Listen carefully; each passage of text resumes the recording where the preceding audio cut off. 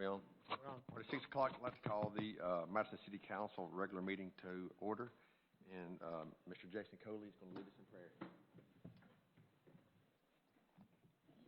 Let's pray. Heavenly Father, we thank you so much for this time to assemble for this meeting tonight. We thank you for these individuals who've stepped up to serve our city. We just pray that you'll help them to serve with humility and wisdom that they get from your divine wisdom.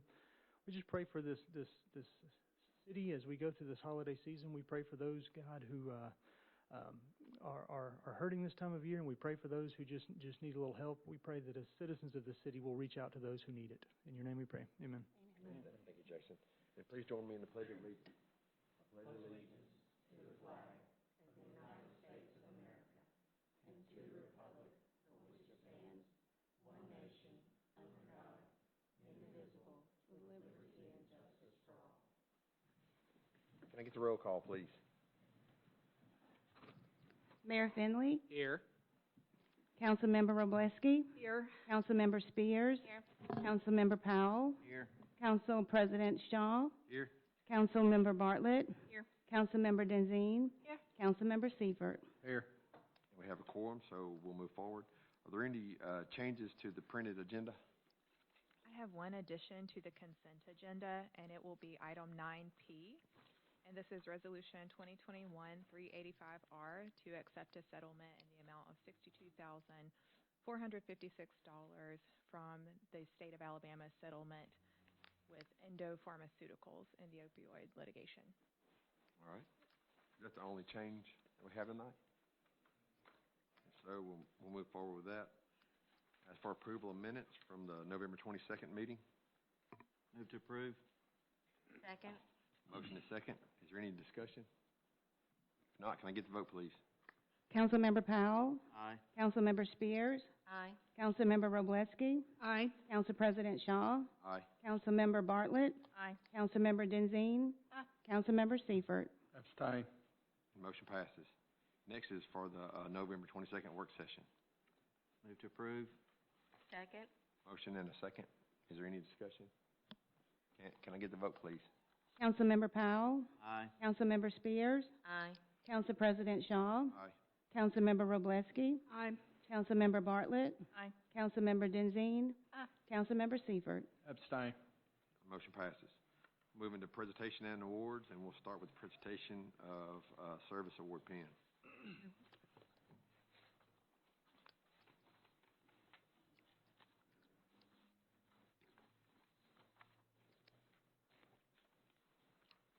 Good evening, all. This is something that we usually do in the workplace, but Tracy Sherman, one of our dispatchers, has reached her 25th year with the city, and we think that's a pretty big deal. So we wanted to do this presentation here at City Council to properly recognize her.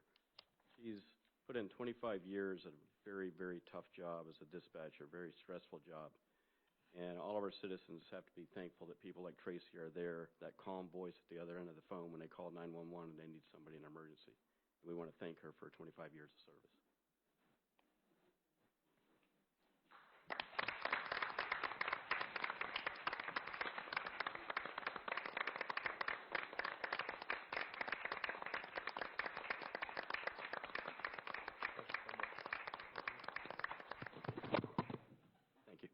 Thank you. Thank you. Next, we have a presentation from Mr. Willis with the Enrichment Center.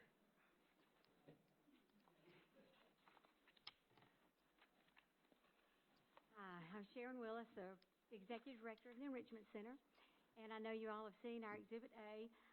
I just wanted to first thank Mayor Paul Finley and the City Council for your support of our funding application. It's amazing the support that you give us allows us to provide direct evidence-based mental health counseling to students in every school in Madison City. And for that, we are extremely grateful, and we love our job. Our counselors really enjoy what they're doing, and we're blessed to serve a lot of students. This year, we've added a counselor to serve Midway Elementary, and we plan on adding another counselor to serve Journey Middle School. So Madison keeps growing, and we keep growing to take care of the kids here, and we're very excited about that. During the school year, our counselors serve hundreds of students, literally, in Madison City. And they provide well over 3,000 individual sessions to students. And that's not counting crisis situations. That's seriously individual students that we get to meet and work with. And we're really grateful for that. So we really continue to support the staff with information concerning mental health issues in the schools. And we also support the parents through just whatever we can do as far as presentations regarding mental health issues. So I don't want to take a lot of your time, but thank you very much, and let you know that as much as I hate to, I'm going to retire a second time. I'm retired from Madison City in 2016, and now I'm retiring as executive director. But Allison Spratley, who has worked with me for the last 3 years, is going to be taking over my position. And she also worked with me at Discovery, so I know what kind of really awesome teacher and now awesome director she's going to be. So again, thank you for your support, and we're so excited to continue working in Madison City through the Enrichment Center. Thank you. Yes, ma'am. Thank you, Sharon, for all you've done for our students and families. Next, we have a presentation from Madison Animal Rescue.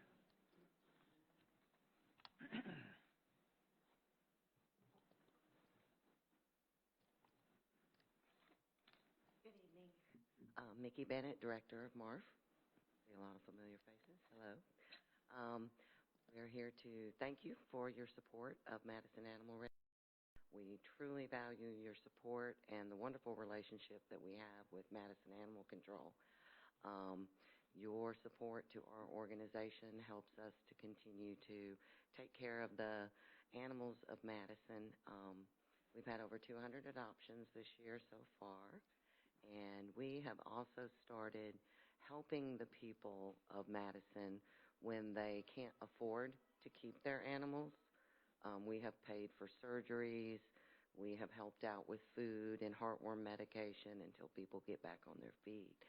And because we'd much rather have an animal stay with their owner where they're loved than to give them up to us. So without the support of you guys and others in the community, we wouldn't be able to do that. And as always, the appropriation will be used to spay, neuter, rabies, and then treat, as always, heartworm positive dogs or infections or ear broken bones, pregnant dogs and pregnant cats. We get them all. So thank you very much. We appreciate your support. Yes, ma'am. Thank you so much. And we're going to have to leave early because Donna and I are both blind, night blind. Yes, ma'am. We'll give you a head start of the parking lot. Yes. You betcha. Understand. Can I do one more? Yes, absolutely. Mayor's got it. I've got one more. Can we do service or there's times when it seems like a year, and there's times when it seems like 1 year seems like a dog year. And if you're in IT, today's world, it seems like a dog year. But in Jason's case, he's made it 10 human years. And we are very appreciative of Jason Coley and everything he does as our Director of IT. That is absolutely not an easy job in today's world. And I'm not about to jinx anything other than say that we continue to be very appreciative of everything that you guys do to keep us safe and protected in this city. And we hope we continue that way, knowing full well what's happening each and every day. Jason, thank you so much for your 10 years.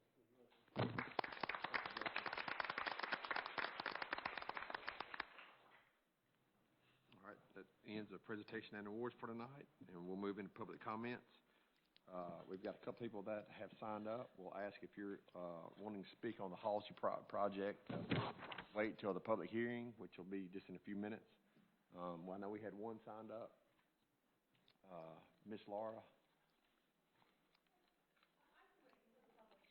Okay. Absolutely. And Miss Beebe?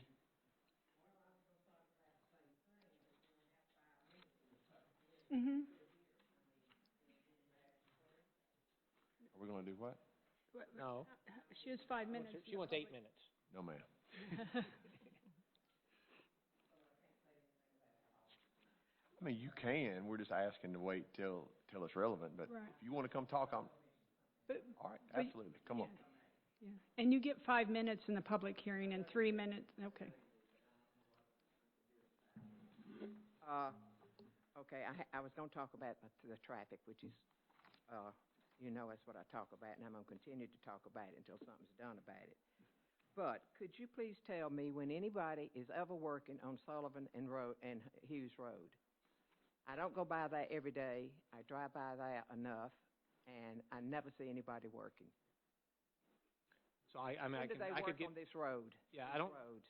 I don't think, People ask me, I run into them, I'm going to be quiet Okay, until you I'm tell me that I sorry. can Go get you an on. answer. Go on. No, because I don't want to take your minutes. I think Michelle could give us a full answer. I'm not sure if engineering is speaking or not. But I think in this case, Hughes Road, there hasn't been a lot of work on that lately, and a lot of it comes with utility mitigation as far as figuring out how to do that. And I think it's when we were and had a crew on site, unfortunately the boss was hired by another company and took his entire paving crew with him. And so when they left the site, we haven't been able to get the crew out of Coleman back up here to take care of that. So we absolutely have paid for the job shortage as far as people. I think they also have waited on utility mitigation. That's in our side right now. Are we done with that yet? Please, come on. Okay. No, she's coming. Yes, your time is. Yeah. Are you saying that it is ready to be paved? I think, no, not even close. But Michelle can give you an idea, and then she can give you an idea on Sullivan Street, too. If you don't mind, please.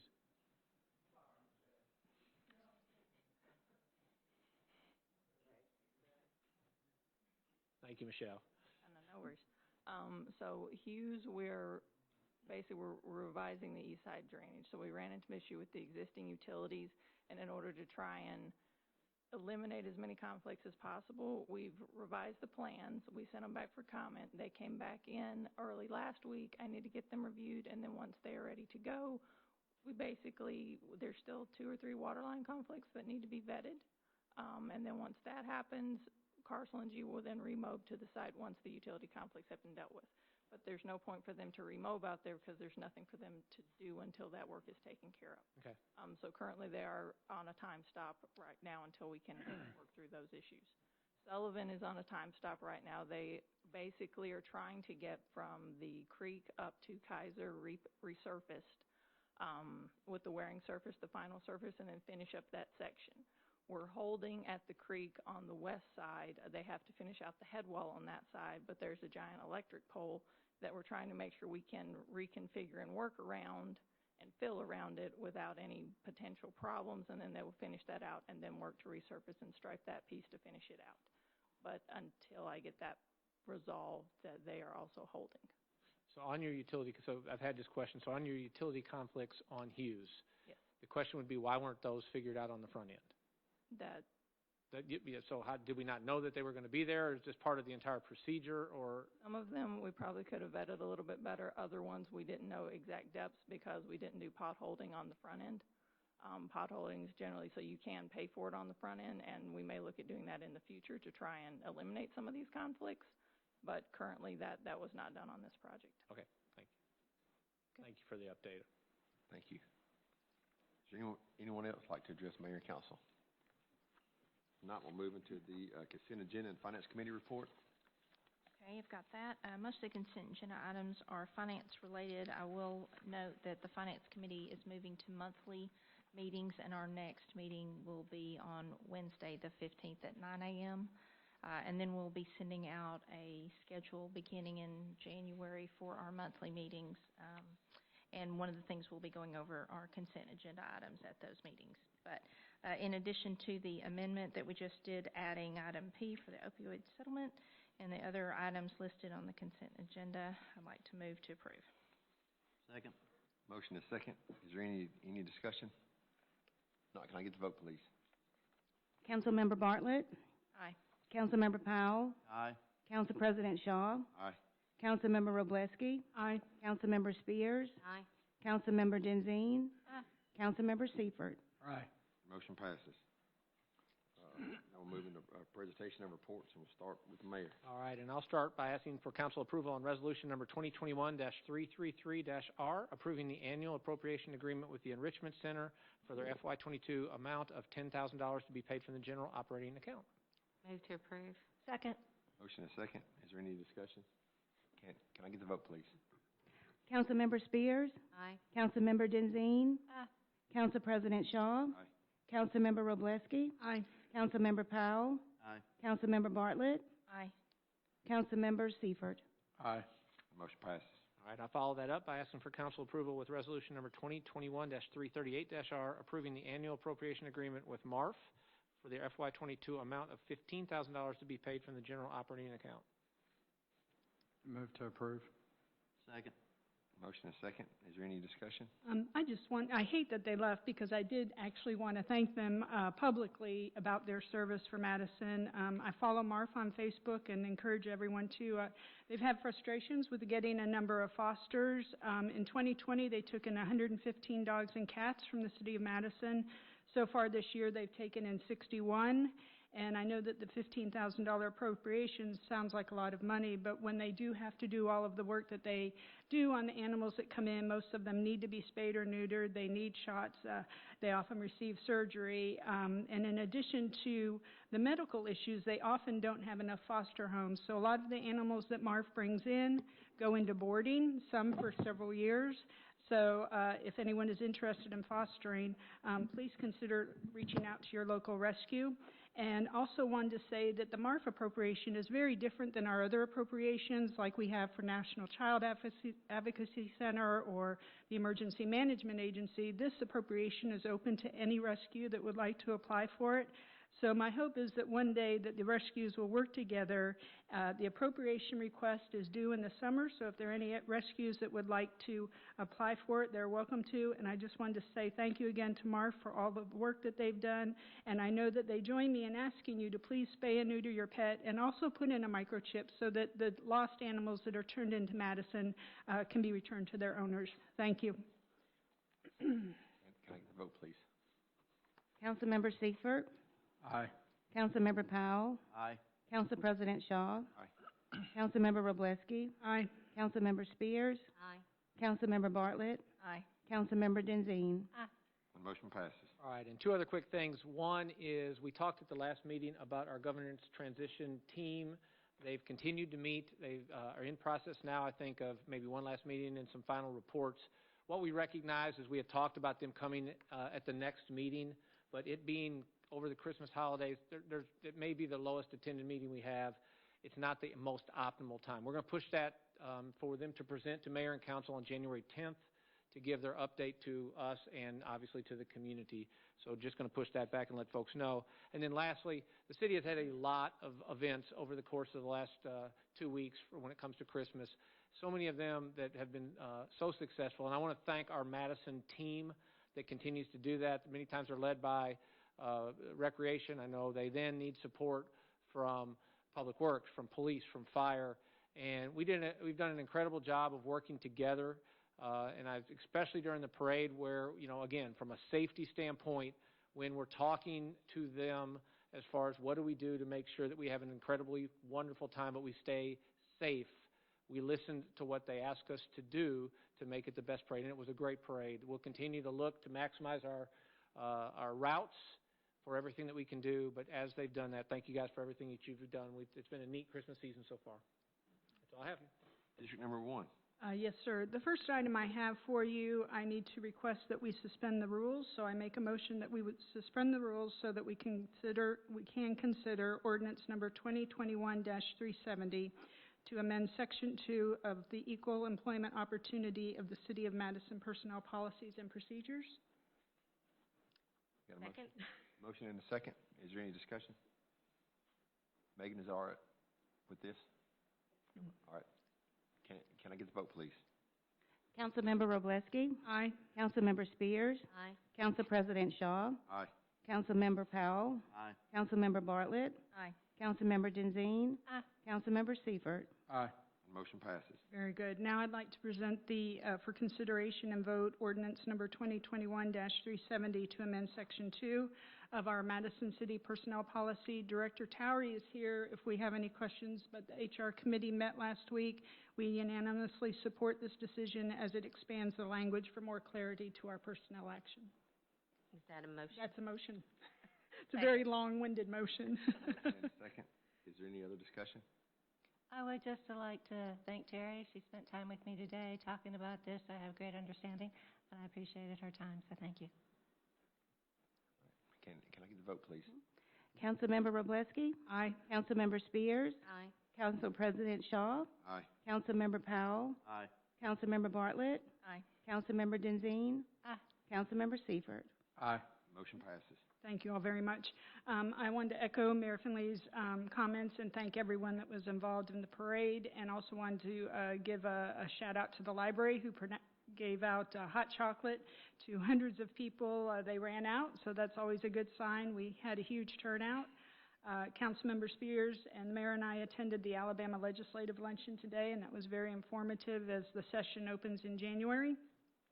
As many know, I have taken over the Shop Local Spotlight from Councilmember Bartlett as a chamber liaison, and my Madison location tonight is Main Street Cafe in District 3. Many of you that might be new to the area may not know that the cafe was once the city jail. So if you go there for lunch, you can actually sit in one of the jail cells. And I did pull this off the website because I thought it was really interesting. It says that at one time, the west end of the building was used for the mayor's office, city clerk's treasurer's office, the water department, the collections clerk, the inspector's desk, and a long counter for handling city licenses and other public requests. The center of the building was the volunteer fire department and the one fire truck that they had at the time. There was a siren on the top of the building that could be triggered by the police chief or the city clerk. I thought that was interesting. And then on the outside of the building, there was a button that the public could actually press the button, and it would release the siren for the building. So if you haven't been to Main Street, I really encourage you to go. It's just a wonderful place for lunch and just a lot of history, and one of our places to go to in Madison. And that's all I have. Thank you. District number 2. Well, Mara covered most of everything. Sorry. But, couple of things. We had a tree lighting downtown on a week ago Thursday, wasn't it, Paul? Yes, ma'am. And the mayor read a story, and it was great. We had about 400 people at least downtown. The roads were blocked off. Everybody was waiting for the tree lighting. It was just an exciting time to be there. If you have not been downtown, you need to drive down Christmas card row and see all the Christmas cards that were painted by local artists. Go downtown and see the wonderful ornament we have. If you propose to your fiance this Christmas, I'm just saying that's the place to do it. Mm-hmm. And I want a picture. But anyway, it is. People were lined up during the tree lighting. They were lined up during Christmas capers the other day to take pictures in this ornament. It's really cute. Family Christmas cards, a great place to be. But I want to thank Councilmember Bartlett for leading that charge to get us that ornament, and for Councilmember Powell for letting us put it in his district. Letting you. Sounds like I'm at home. But anyway, I hope y'all all have a wonderful holiday season, and if you need us, email, call us. We'll do our best to answer your questions. Thank you. Thank you. District number 3. I like that letting you. That sounds like I'm at home. My wife lets me do things. Yeah, I wanted to echo that. Basically, to the group that works here with the city, and also the Arts Council, the Historic Society, all those groups are involved. It's just everybody comes together, and I'm just happy we get to have it. Last year we didn't have this, so I'm grateful to be here. I'm grateful to be able to have Christmas, downtown again, or just even in the city. And though I would like the parade to be downtown, I understand the safety aspect of it, and hopefully we can expand that. But again, just grateful to have it. So that's all I've got. Very good. District number 5. I want to give a really big shout out and thank you to Parks and Rec. Corey, Kelly, crew, you're the ones that put that ornament together and got it done in record time so we could have it for Wassel Fest. So I really appreciate all of you who assembled that to get that ready. The Christmas parade was so much fun. It was my first time to get to participate as a council member, and so that was a lot of fun. I want to thank Debbie Overcash, who really did lead the charge for a lot of these events and the groups that Teddy mentioned. It really takes a wonderful community to pull things like that together. And finally, I really want to congratulate our Chamber of Commerce, their new director, Michelle Epling. I have watched and been able to be their liaison for a year, but Michelle and the mayor have been doing these awesome videos each week highlighting all of our activities and things to do. Shop local. If you want it under the tree in time, you need to shop local. Thanks, that's it. Very good. District number 6. All right, Connie, you thought it was tough going second. All right, everything they said, all right, it has been just, this is what Madison is. It's the community, and to have this hometown feel in this community is wonderful. So everything from the tree lighting to the parade to the chickens come flying off the roof yesterday, all of it was great. And I would like to add a special thank you to all the local merchants.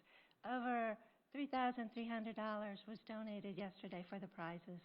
And I thought that was just so generous of all the merchants. So thank you to all of y'all that did that. And yeah, this is just a wonderful place to live. I texted somebody and said it's like living in a Hallmark movie. And it kind of really is. And that's because of the citizens and how wonderful everybody is. And Debbie Overcash especially, she just works so hard. So, and I would like to thank the police chief and fire chief for all the safety along the parade route. I don't know if anybody noticed, and you probably didn't because it was so well done, but there were trucks, there were dump trucks, there were buses put in the way so nobody could come in and get us on that parade route. And it's sad that it's like that, but I'm so grateful that we are proactive and that we are protected. So I wish to thank y'all for doing that. That was really good. And everybody, just have a really wonderful Christmas this year. Spend time with family, shop locally, do all those good things. One other thing is the Madison Police Advisory Committee. I got a message that I'd like to read out from their secretary. It says that they've had 3 meetings so far this year. And the last one was about the Commission on Accreditation for Law Enforcement Agencies. And not everybody understands what that is, but that is such a high order that our police department has. And I wish I could have been there to hear all about it. But it's just one more thing that our police are doing to learn more and to be more proactive in our community and more compassionate and kind in their service also. They have their next meeting isn't until January 18th. They're just kind of giving December time. But they are going to be coming out with a newsletter also. So those that really want to be involved, I really would encourage you to reach out to one of the representatives. They're listed in our directory. And let them know if you have any concerns, especially over this Christmas season, anything that's happening. But that sort of thing. But, yeah, that's all I have. But Merry Christmas, everyone. Thank you so much. District number 7. Yeah, so I'll echo what everybody else said. But I was unable to attend the events, but talked to many people outside, those at work. It was interesting. Folks from actually Huntsville and Decatur came here for the parade, and lots of good reports on it. So thanks to all those that had a hand in putting that together. I know it's a lot of coordination across many departments. And then also I want to thank Parks and Rec as well as our schools. Right now we've got basketball going on, and just with the COVID environment and everything, the dynamic there of getting folks into the schools and masked up in the appropriate way and all those things, that's a huge challenge. And so I appreciate you guys working together on that to allow that to happen this year. It did not happen last year.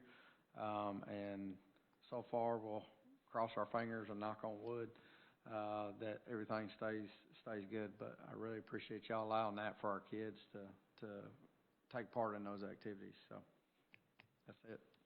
Very good. As long as we're thanking everybody, I would like to thank Lowe's. Lowe's over here on 72, they're the ones that donate the trees for the Tinsel Trail. And a lot of people, they may not know that, but we've worked with them for the past, several years, and they'll either donate or they'll give them to us at their cost. So that's a huge help for us.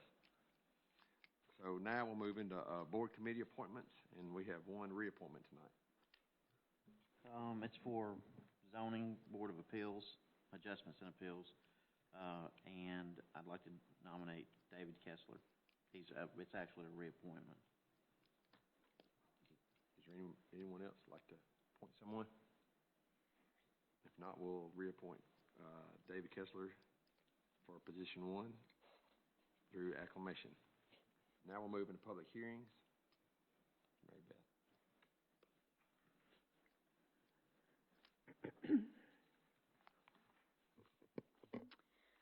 The first item that you have is proposed ordinance 2021-318, and this is a zoning request, if the property is annexed, and that's subsequent, it's later in your agenda.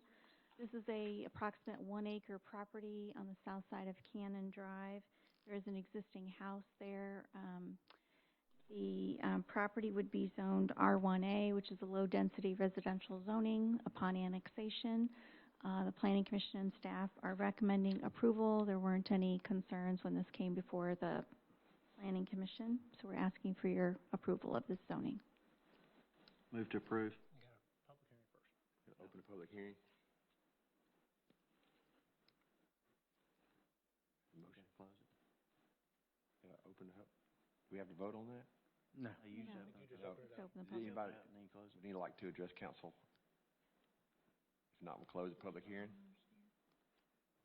Would the owners like to address council about anything? I don't think so. If not, we'll close it and ask for a motion. Move to approve. Second. Motion is second. Is there any other discussion? If not, can I get the vote, please? Councilmember Powell, Aye. Councilmember Spears, Aye. Councilmember Robleski, Aye. Council President Shaw, Aye. Councilmember Bartlett, Aye. Councilmember Denzine, Aye. Councilmember Seifert. Aye. Motion passes. The next item on your agenda is also a zoning request, and there are 2 other components on your agenda later on in the meeting. This part of my presentation is only addressing the zoning request, and the other components will be addressed when we get to them on the agenda. So before you, you have proposed ordinance 2021-320, and this is to zone approximately 118 acres, combination of cluster zoning and agricultural zoning.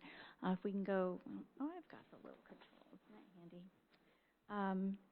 So this is the subject property. It's just west, kind of northwest of Hardeman Road and east of Seegers Road. The property is largely vacant. There is an existing single-family home on the property, and there are barns and accessory structures. If this project goes forward, that existing home would be turned into a clubhouse for the homeowners association.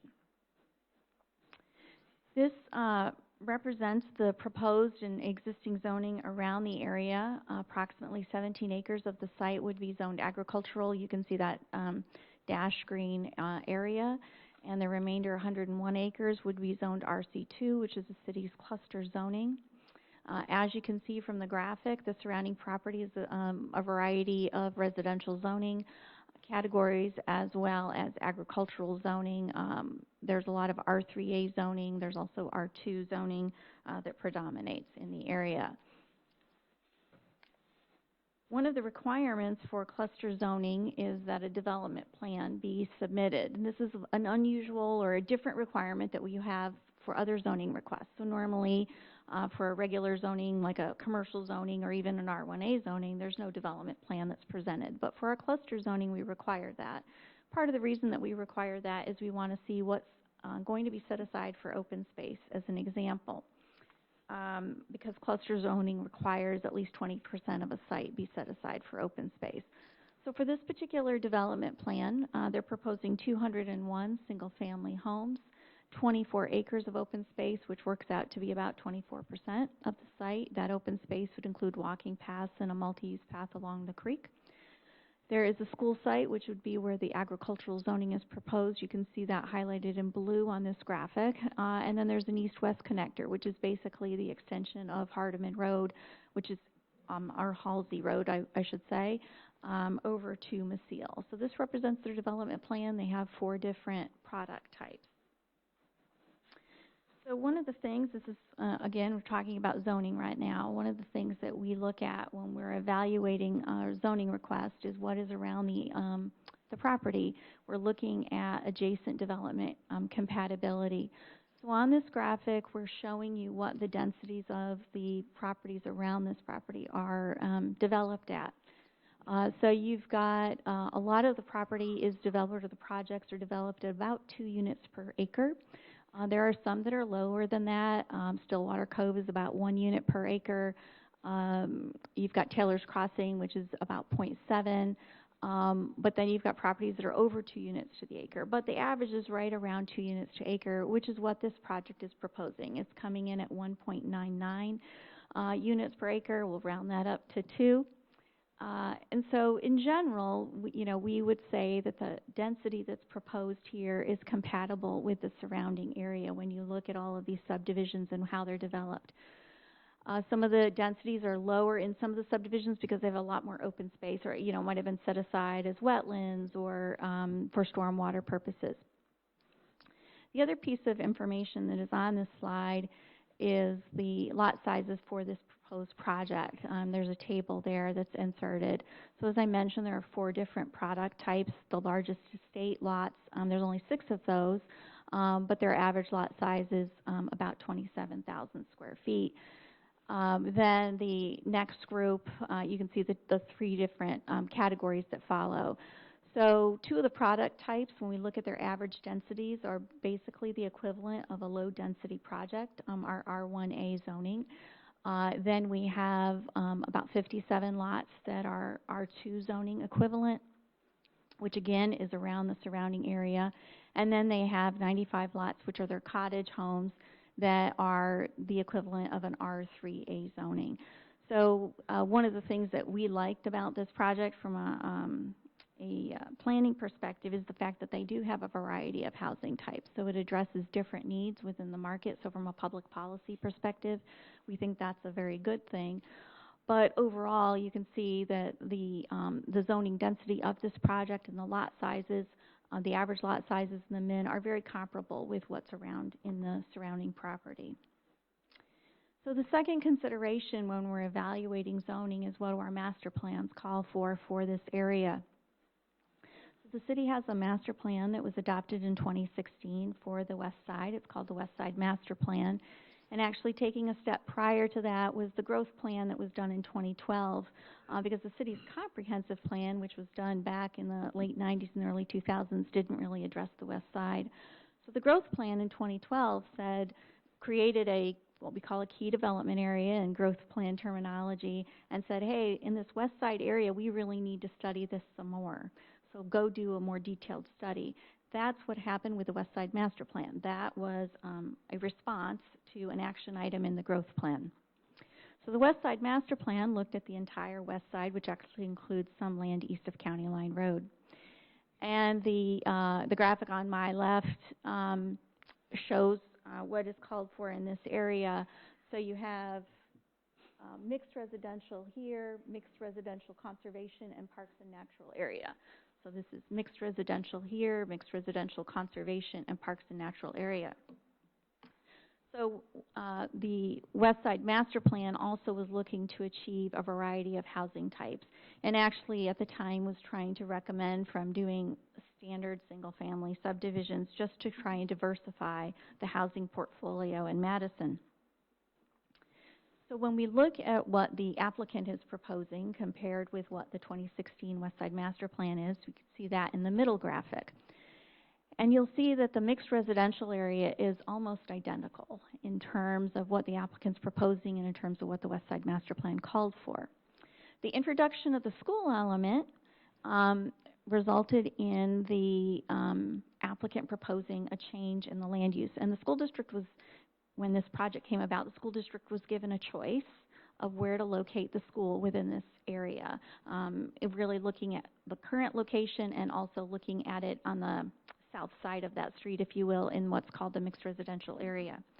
So with the introduction of the school, the applicant is requesting or requested to effectively move that mixed residential conservation here, up here. As you can see, there's mixed residential conservation called for here and mixed residential conservation here. So they're moving this piece up to here. The parks and natural area is reduced with this current plan. When we did the West Side Master Plan in 2016, what our consultants did is they looked at aerial photographs, and wherever they saw trees or a creek, they made that P&A. It could have been trees that were planted for lumber to be harvested. It could have been natural growth trees. We really didn't discern in terms of the quality. Regardless, a lot of this area got identified as P&A. So the applicant would be reducing that P&A. It does cover the creeks, and what is proposed as P&A would be open space with walking paths and so forth. So just to touch on the school site, I mentioned the introduction of the school site on this property. And the last graphic there on my right, the blue square down here, shows where a school site was proposed in the West Side Master Plan. So when we went through the West Side Master Plan exercise in 2016, we knew new schools were going to be needed. We worked with the school district to identify conceptually, because nobody's got a crystal ball, but conceptually on the west side where those schools might be located to serve the district's need. And that blue square was one that was identified by school board members at the time. So what we are proposing is basically having that blue square move up to here. Move from here to here. We think that, and I'll come back to the analysis that we did for the West Side Master Plan and subsequent transportation plan related to that. Overall, we like the location of this. It meets the district's needs.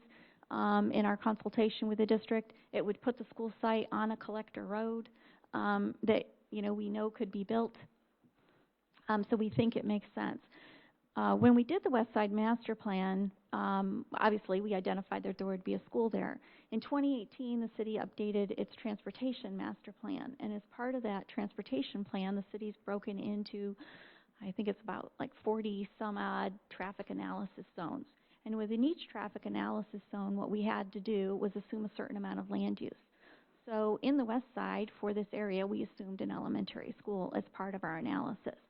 So it's related to zoning, but it goes beyond zoning in that, we've already analyzed future traffic based upon build out of this area effectively, including an elementary school that was built into our model. So not only do we think that this works in terms of consistency with the West Side Master Plan, we feel confident that we've anticipated the development impacts in terms of transportation, right? Because we've assumed an elementary school in our transportation model related to this. So to summarize for the zoning component of this presentation, the applicant has met our cluster zoning requirements, which are basically to provide a development plan and to meet the minimum 20% open space set-aside requirement. We think that the zoning is compatible with the surrounding property in terms of the fact that there are similar densities, similar effectively zoning and housing types proposed with what's around the surrounding property. The zoning is consistent with the West Side Master Plan. They've provided a mixture of housing types and densities, which is what the master plan had wanted and recommended.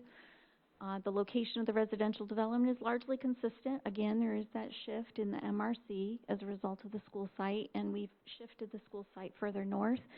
But we think that those are all workable. And and one of the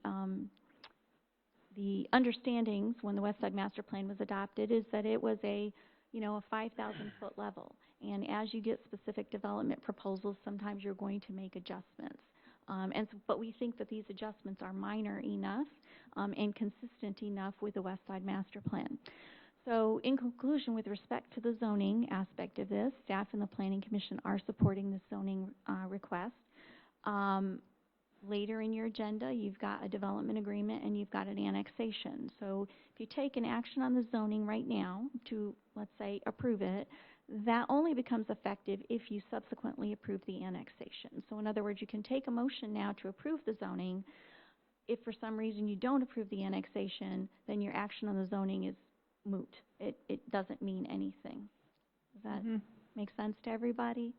In other words, you don't have to wait to act on the zoning until later. You can choose to do that, but you can also just take action on it now, knowing that you've got the other votes related to the annexation. One last note I will make, in case it comes up during the public hearing, is when the Planning Commission acted on the project, they asked for a signed deal with the school district before the annexation is approved. This is the zoning request, it's not the annexation, and so I'm sure we'll talk about that later, but this zoning is independent of that. Happy to answer any questions before the public hearing if you would like. We'll open the public hearing, and we'll start with Dr. Ed Nichols.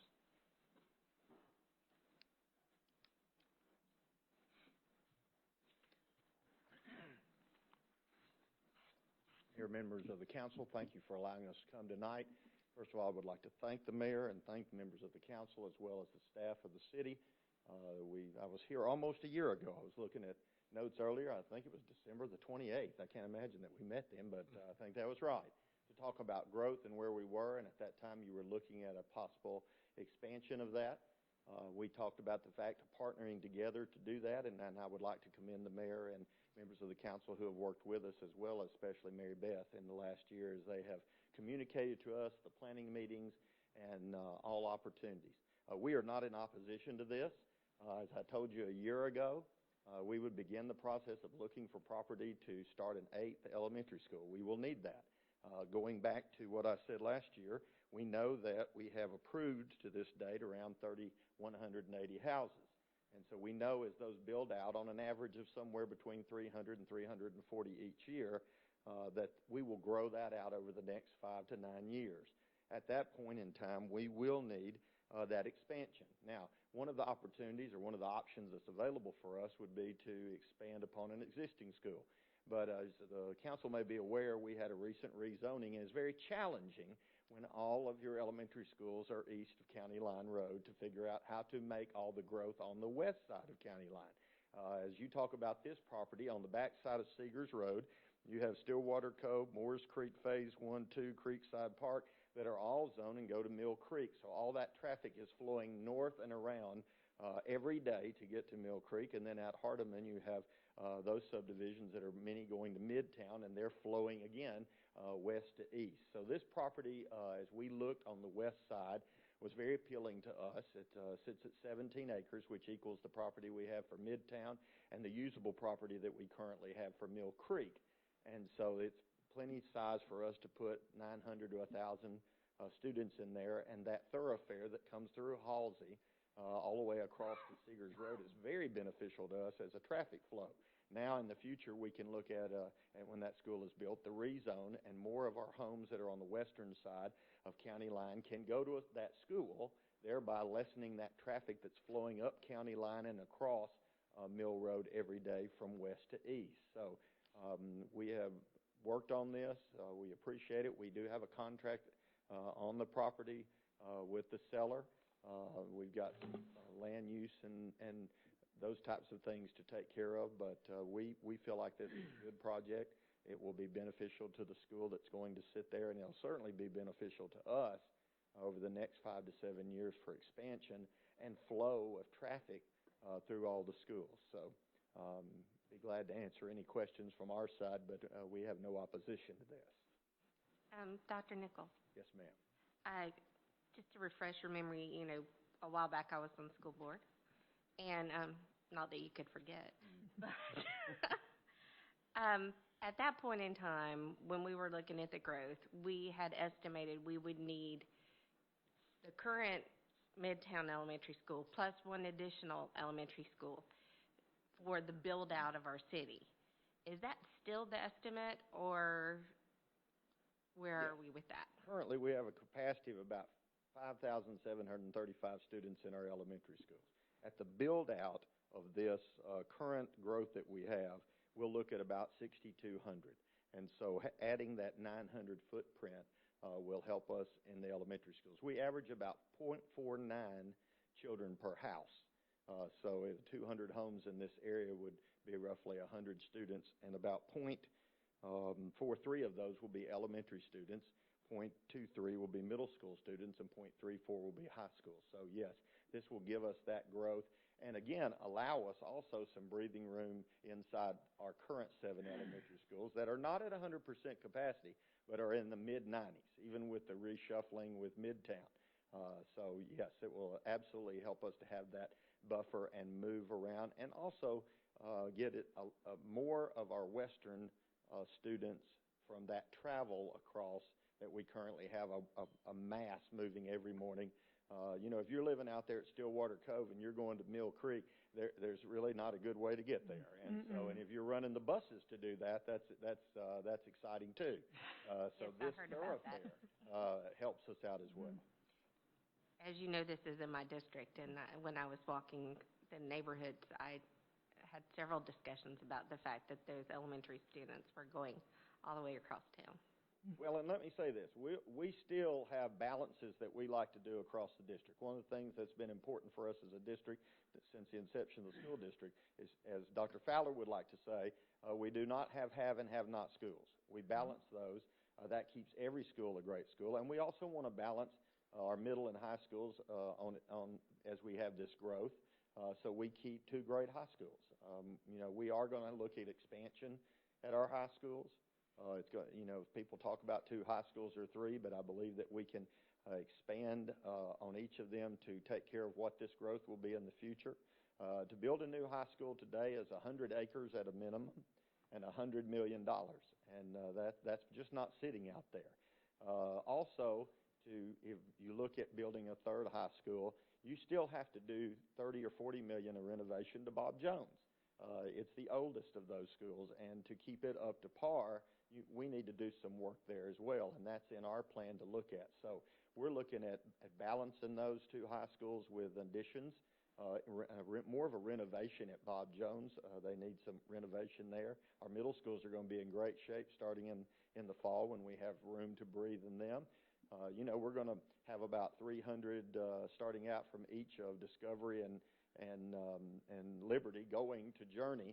That's going to free us up some space inside Discovery, especially, that we can start to renovate. That school has been with us a while, and it needs a facelift. And so, it's not just building new schools, but making sure that we work on the schools that we've had. When you build something new, we built it. Midtown's a beautiful school. It has a beautiful playground. Now we need 6 more playgrounds to equal Midtown. So we have our architect working on a master plan for playgrounds. The playgrounds we had 20 years ago and what we can put in today are different. So not only is this part of our plan of this 8th school to help that, but also it's part of helping us to look at continuing to balance all of our schools. Thank you. Thank you. And I know you were on the board. Your picture's in there. I see you right next to you. Still there. Dr. Nichols, what would you say as part of this? So understanding rezoning and bouncing across the city, right, so that you don't get haves and have-nots. I think one of the things that was mentioned a while back when we passed the property tax was also looking at West Madison from a standpoint of repurposing that for the pre-K program that we have. And I know that's housed within Rainbow as well as Mill Creek, I think, still has a little bit of it. I may be wrong in that. But, for the normal, Joe off the street looking at that going, okay, hey, we want to do this new school area, we want to annex all this in, but yet we were going to do that. Can you kind of give an update on that as to where that's at? You just went right into this. Last week, the regional director of the Alabama First Class Pre-K came to visit us. We walked them through the West Madison building. We have a letter from them that's okay for us to move forward with the renovations of that building. We can put probably on the upper floor of that somewhere around 20 pre-Ks. We currently have about 12 first-class pre-Ks, so that gives us room to grow at least 8 more in the very near future. We will go into that building. Mr. Nola, our architect, is designing that right now. We will go into that building. It will be completely clean from ceiling to floor, new floors, new cabinetry, everything, and then also a new HVAC system. And that is part of the money that we were able to get out of the $12 million that we have gained. And so that project actually got its okay from the region last week. And I think I actually just shot an email out to everybody about 30 minutes ago, putting that in there. So you had a great time. All right, I hadn't read my email since then. No, We're excited. Now, it'll be about the fall of '23 before we get into that. Yeah. Because we're really going to renovate that building and clean it up and put new flooring, new tile, new lights, new HVAC and everything in there, so. But if this is approved, essentially, that'll give you some additional runway that maybe pushes this out from a standpoint of having to have Oh, yes. whatever funding source is needed or whatever in place for this school. So it gives you some runway, it gives the city time to grow. Yeah, we're not going to start building this 8th school tomorrow. Right. No. Right. But, it'll be phased in over the next 4 or 5 years. Okay. Thank you, sir. When you were here last year, I believe I asked you a question about our build-out and what you've seen so far from planning in terms of how far we're going to build, how much we're going to build. And so I want to be clear, if we add these 200 additional homes, does that tip the balance in terms of needing a third high school or changing the timing of what you were originally planning? How does that impact what you're already planning? No, it will not push us out. It will not change. Our build-out that we're looking at would cover this growth. As I said last year when I was here, now that I feel, we have a great communication going on between us all, and that we're able to know what's coming. We'll talk about it. If we have concerns, we let Mary Beth or the mayor know, and we've had discussions in the last year. So no, this fits in those numbers that we had. When we do this build-out, we will have space, an additional space, several hundred.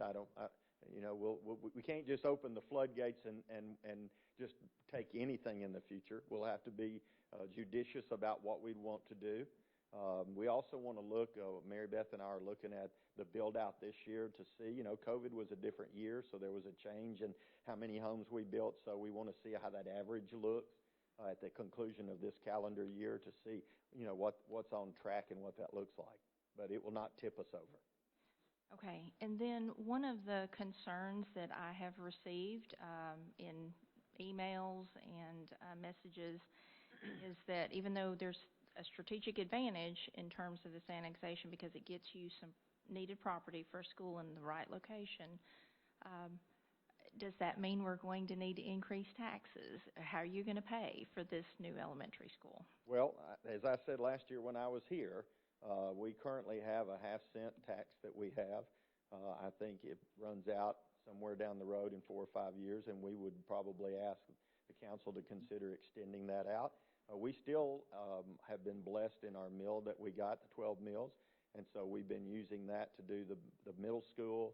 We're doing the new DD wing at Bob Jones. We did Midtown Elementary, and we also will do about half of the renovations that we want at the high school. The renovation at Bob Jones is going to be a little bit more than was estimated in that to really do Bob Jones the way that we need to. So we will come back and ask the council to look at that to see what options are out there for that in the future. So that's our plan, to come back and have that discussion with you.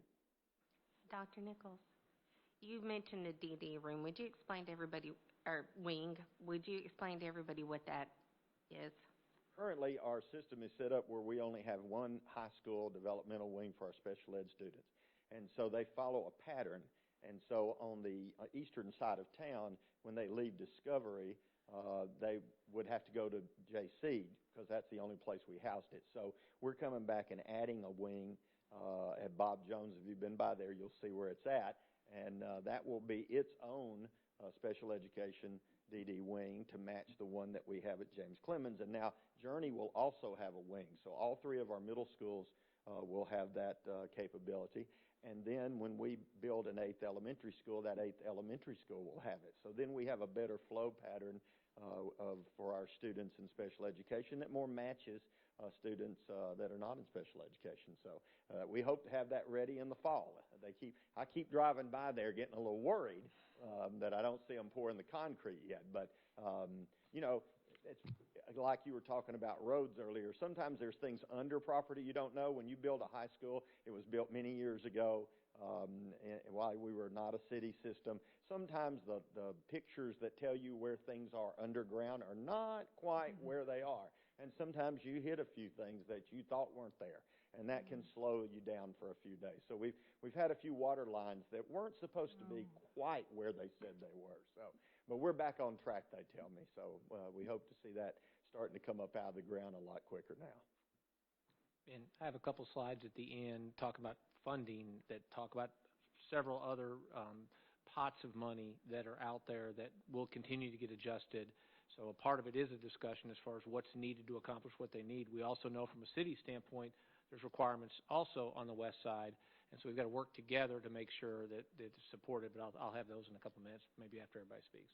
Okay, great. But what I'm hearing you, just to be clear, is that we're not anticipating any new taxes needed to be able to take care of the growth that you had already planned for. No, the money we currently have coming, we can budget, and one of the things that we're all fortunate about right now is the bond market. And so we're, now is the time for us to look down the road at what we can do because of the rate that we have right now.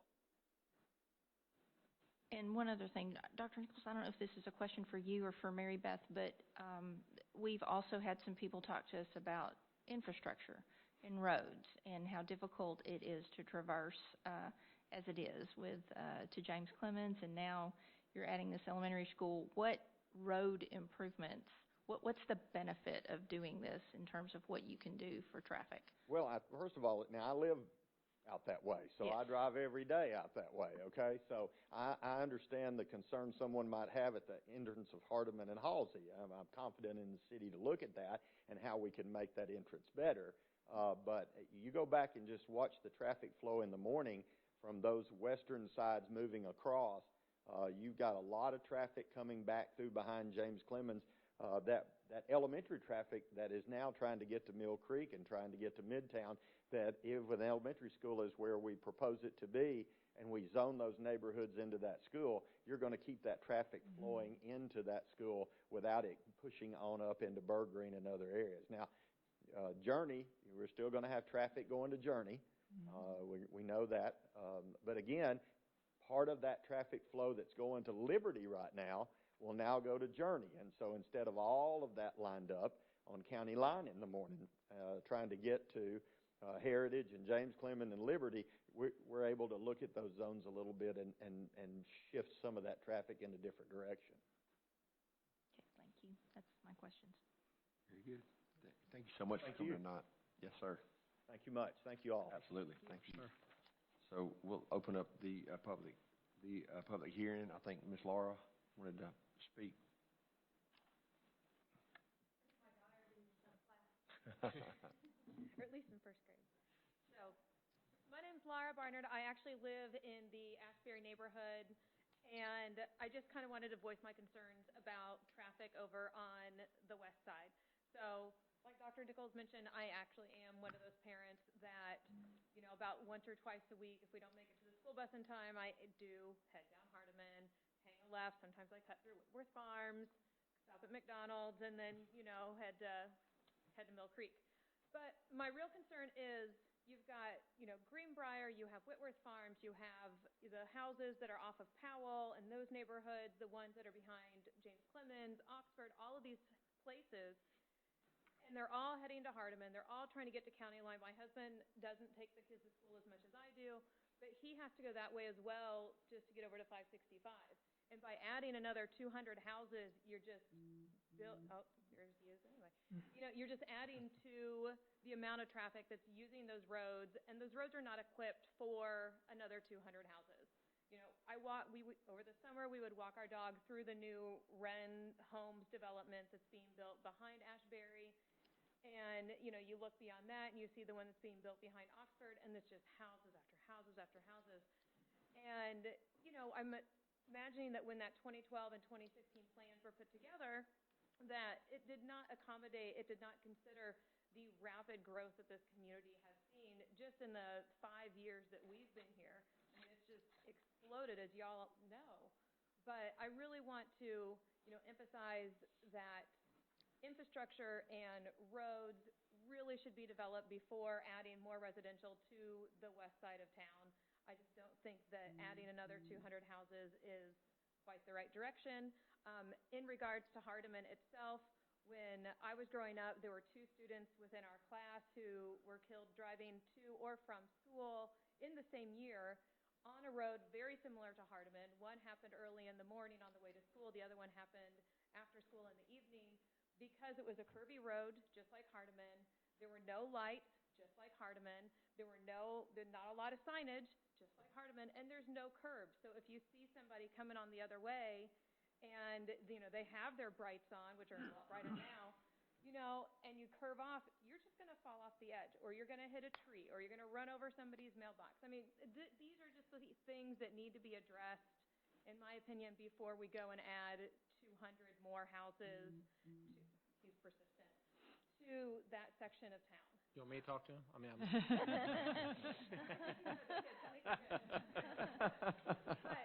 But, those are my concerns, and, I could go on about, some of the other things. He's already addressed the schools, and I love the schools, and I love living in Madison. When my husband asked about moving to Alabama, and I found this place, I was like, oh, well, totally moving here.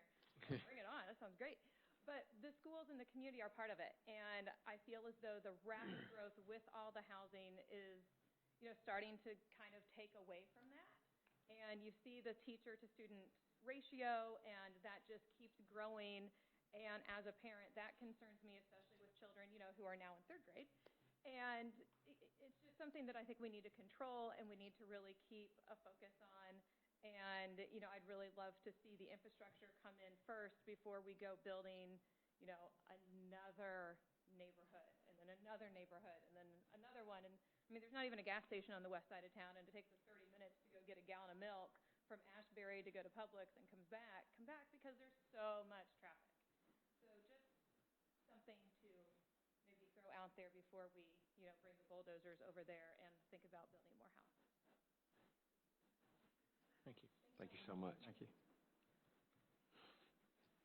Next, we have Ms. Jocelyn Brower.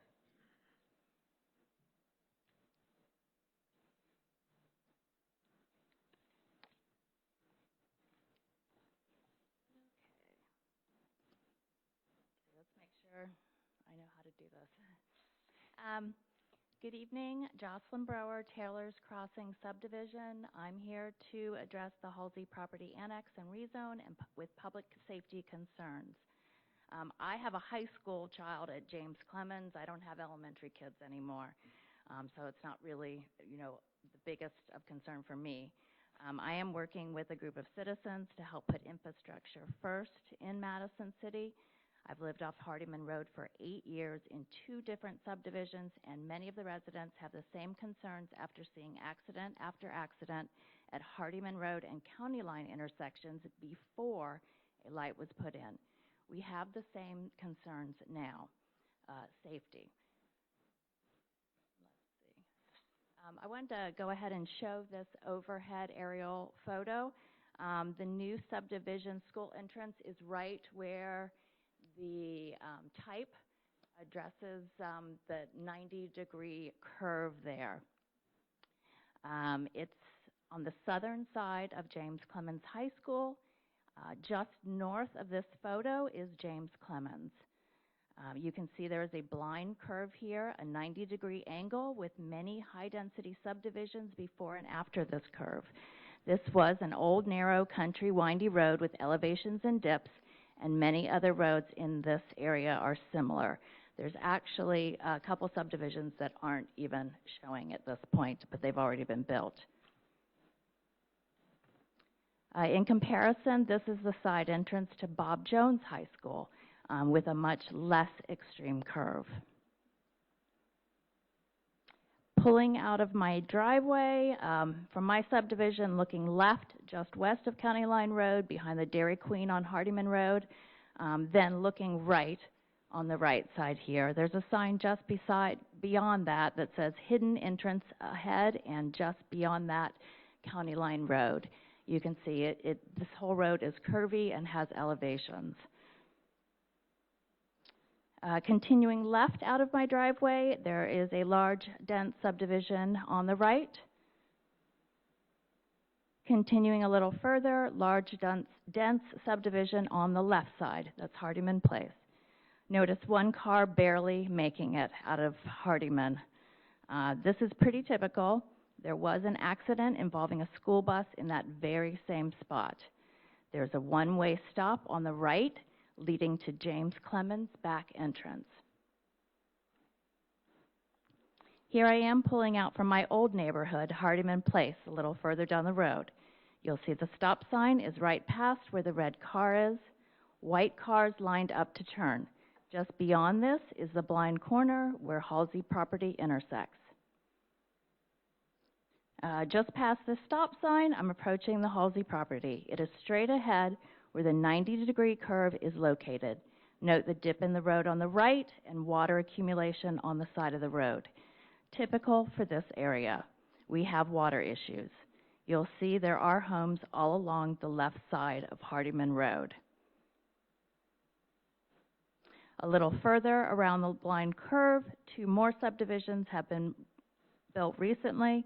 Park Preserve and St. Andrews luxury apartments shown here, which I just noticed on this drive.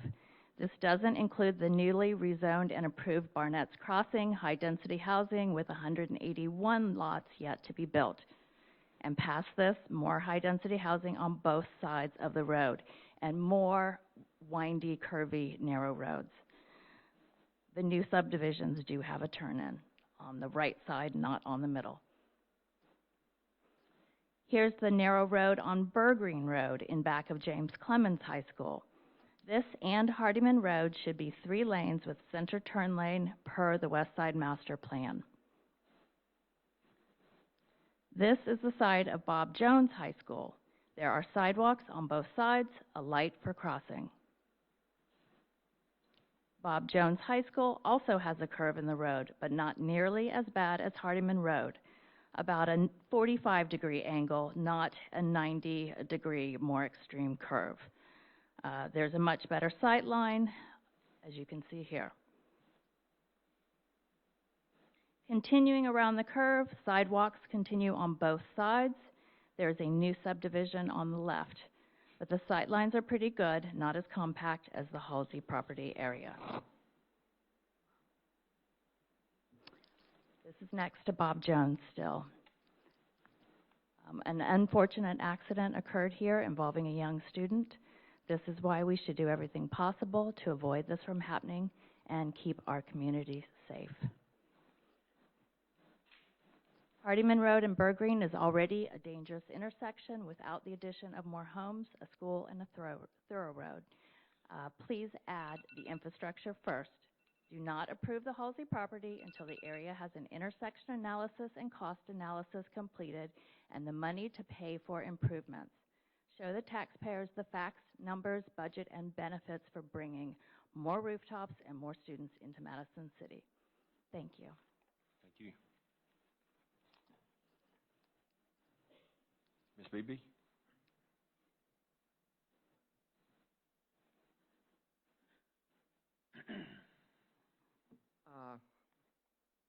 I hope when we get to the part that you all have to vote on the annexation, that you would each give your reasons for your votes.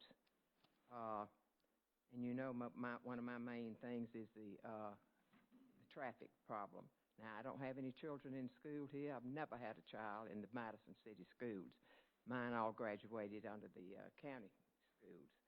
So the schools are very important here. I like them, but just because this property has school property given to the city on it should not be your reason to vote for it. The citizens of this town voted for you in this place. The school board did not put you there. The citizens did. And I think that the safety of the citizens should be foremost in your mind. If you don't know what to do about this, maybe we need a safety traffic study done on the city. Because I have seen, as you know, I've seen many roads added to this city, many good things. You all mentioned all these wonderful things that are happening here. Madison is a wonderful place to live. I love it, and I hate to see the traffic like this. It's awful. My children won't even come back here. I mean, they living somewhere else rather than come back here, and it was mainly because of the traffic. They talk about it every time they come. Got a bunch coming Christmas, so I'll be all ears on that. But I think we need a traffic study, and don't let this school property decide on how you're going to vote. On one of the resolutions, the 368 one, which is on the development agreement, I'm going to read quote. This is part of it. It is in the best interest of the city that the city support the project in order to provide additional public education, additional transportation, additional recreational facilities, increased tax revenues for the city, and additional economic activity in the area surrounding the development project. Now, they're talking about additional transportation. That's additional traffic problems. And it's going to catch up with this city. We have the same 4 roads going north and south that they had in the 60s when we moved here. Same road. Granted, they've been widened. But you need to, and these people that live out in this area can talk about that area a lot more than I can. My traffic problem is more inside here. But let's see. I thought just last week, just the last meeting, you all approved 588 apartments. That's going to probably be up to 1,000 cars. And this is 200 lots. That's going to be probably 400 cars. You know, the hospital is over on this side of the city, on the north side. The Krogan and Publix, I don't know them all that are here because I'm stuck on this other side. They still have to come. They have to come through Madison. They have to come through Madison almost to get to Huntsville. The traffic is terrible, and I wish you would, like these people say, do something with the infrastructure and all before you start adding more houses here. As I said, I love Madison, and every couple of years another plus is added to it, and I think I don't drive much at night anymore. Well, I don't drive any at night anymore, but I got down there today, and it was just beautiful downtown, what's been done with the lights and the Christmas. And the Christmas, I think, in Madison is one of the special times when you can see the citizens come together and do things that are so perfect. And it is a good place to live, and I love it. I've raised 3 children here, and I just don't want to see it go to traffic. It's just... you've got to do something about it. And I'd still like, when you vote, I'll give you an explanation of why you're voting on this annexation. Thanks. Thank you, Ms. Beebe. Does anyone else like to speak during the public hearing?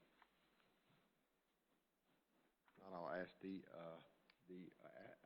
applicant. Jeff, would you like to address any of the concerns?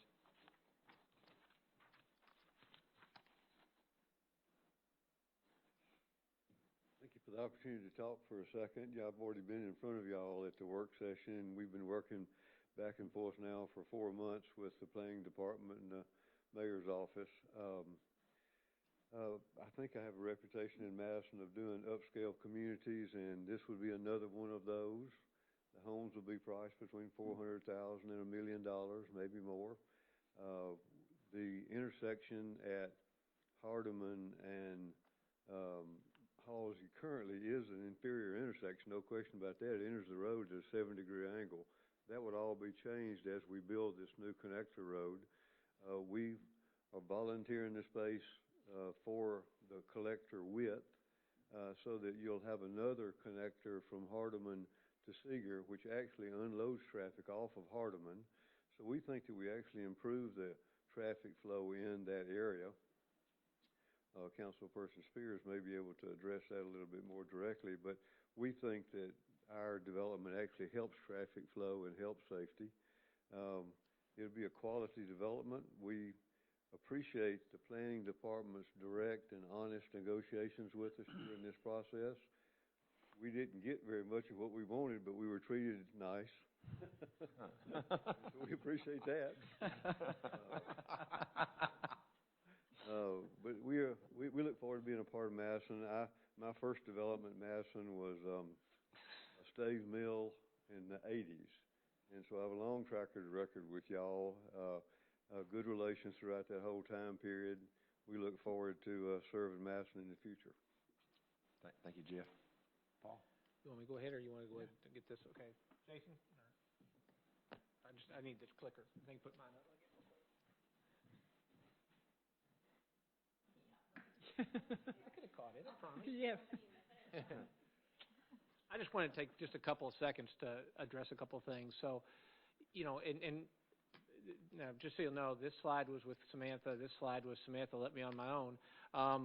So sorry, but I want to take just a minute to recap, kind of going back to what BB just said. I don't get a vote, but if I did, it would be yes. And it would be yes for a couple reasons. You know, 2016, when we came back into office, we heard loud and clear from the residents. And what they were talking about was one of the things we did in 2017 with the help of the folks that were on the school board is, you know, right now the Limestone County tax issue was something that was hanging out there, and everybody needed it, they wanted it solved, or at least some sort of fairness that came into us getting some of that money. But really what they were saying is, please keep our school system at the level that it's been. We don't want anything to hinder that. And so I think one of the first things that we did as a collective group is understand that we had to get our feet up under us to figure out where we were and where we were headed. And so since 2016, we haven't annexed anything over 3 acres. And I put 3-ish because I know there's been something 3.5 or whatever it is, but we have had no large annexations since that time. In 2017, working together with our schools, we set up the Growth Impact Committee to understand what Madison already had in the hopper and what we could expect. Along that same time, the schools working and negotiated, and the Limestone County tax issue was put to bed with us benefiting, and in some instances 5 years down the road, and we could get into more of that later. But so we've worked a plan, and we stood up the Growth Impact Committee and learned what the schools were going to do, or the size of the city was going to be, and then we worked with the schools in 2018 to define the infrastructure projects that were needed, and we developed the city's growth policy. So working with the schools, we understood what they would need if we grew at a certain pace, and we committed to that, and we put a growth policy in place to support that. In 2019, based on everything we put together, we asked this city, would you agree that this is a good plan and back it with increasing your taxes to accomplish that? And with a 70% vote, they did. And in turn, we continue in 2020, we started building those schools, and we started supporting that infrastructure. You know, one of the things that I am really proud of with this group is working with the schools, because the new middle school will have better ingress egress to get in and out of that school. And a lot of it, and I commend our past city engineer, Gary Chenoweth, because he recognized exactly what Dr. Nichols just said. If you're trying to get to that middle school, you're going to come out of that western portion of town, you're going to come down probably Seegers, get on the 5-lane that is now Old Highway 20, come down to Madison Boulevard, and then you're going to come to Sullivan and come back that way. So we've added infrastructure that we're in process of building right now to support the middle school, and then of course we did the same thing in the elementary school. So in 2021, it's the first time that we're looking to annex anything back from Limestone County and it meets the strategic plans that the schools, the city of Madison, and one thing we haven't talked about is Madison Utilities. They were going to, and they still will, need to put a line through that property, that Halsey property, regardless of whether the city did anything or not, to take care of our citizens. And so that is also something that's covered in this. So please, that's just simply a recap of kind of the lineage of this has not just happened.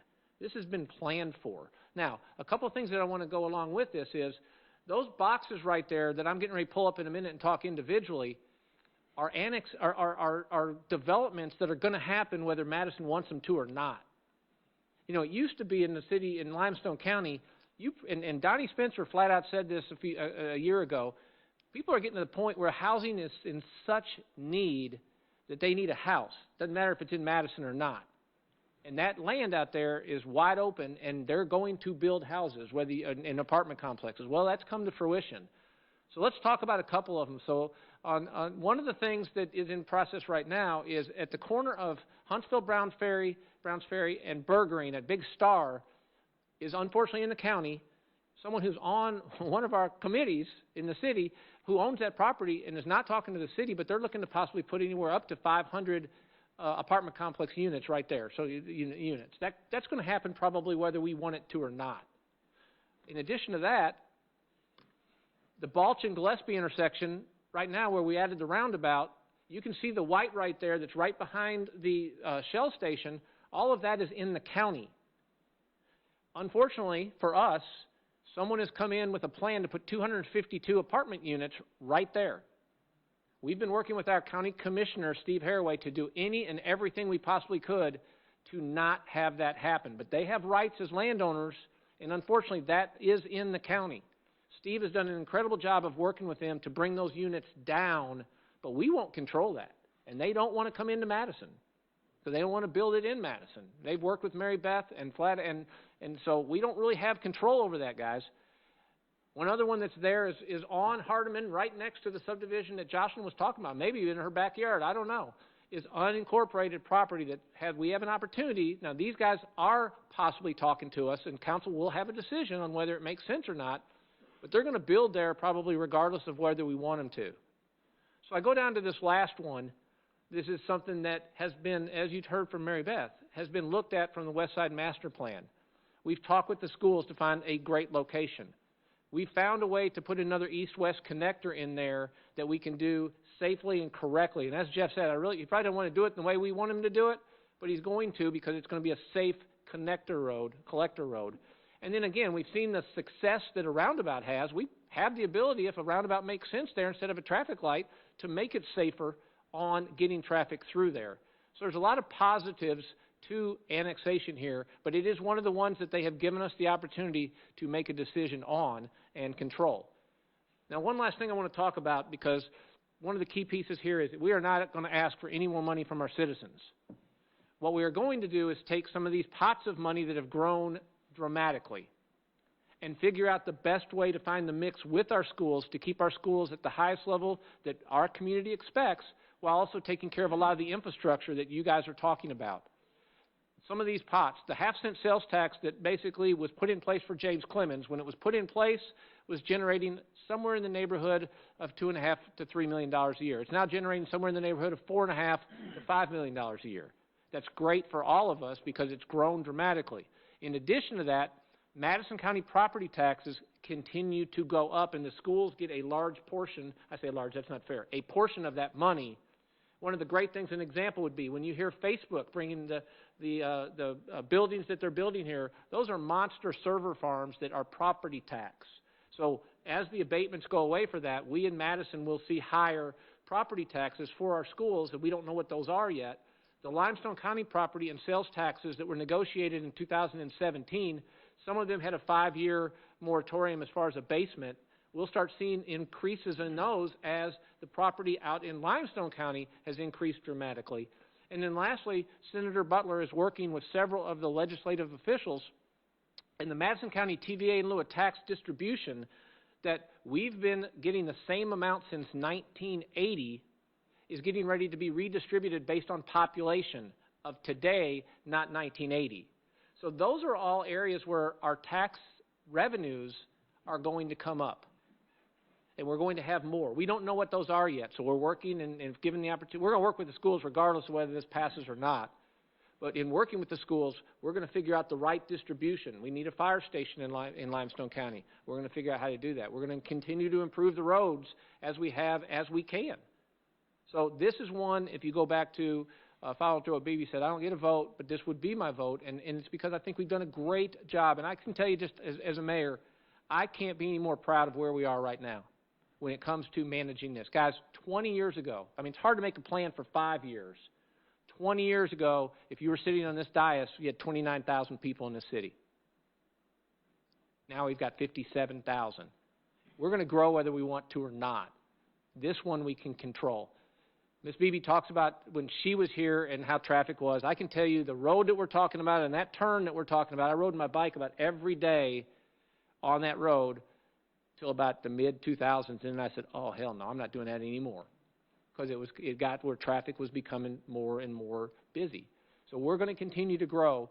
This is a great way for it to happen in a planned way, and I want our citizens to know that as a mayor, council, and a school board and superintendent, we're going to take the money you've given us and continue to stretch it as far as we can to do the best job we can managing what's already happening. So thanks for giving me a couple minutes to at least tell you what you'd ask for as far as why it would be that way. Only if I can throw it because it's more fun. No, here you go. I know. I won't do that. You couldn't have caught it either.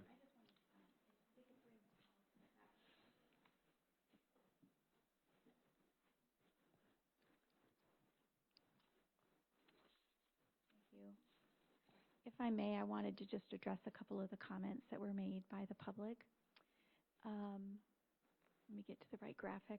So one of the comments that was made, and this was when they were showing the pictures of like driving through the streets, and there was a number of mentions of being high-density projects around.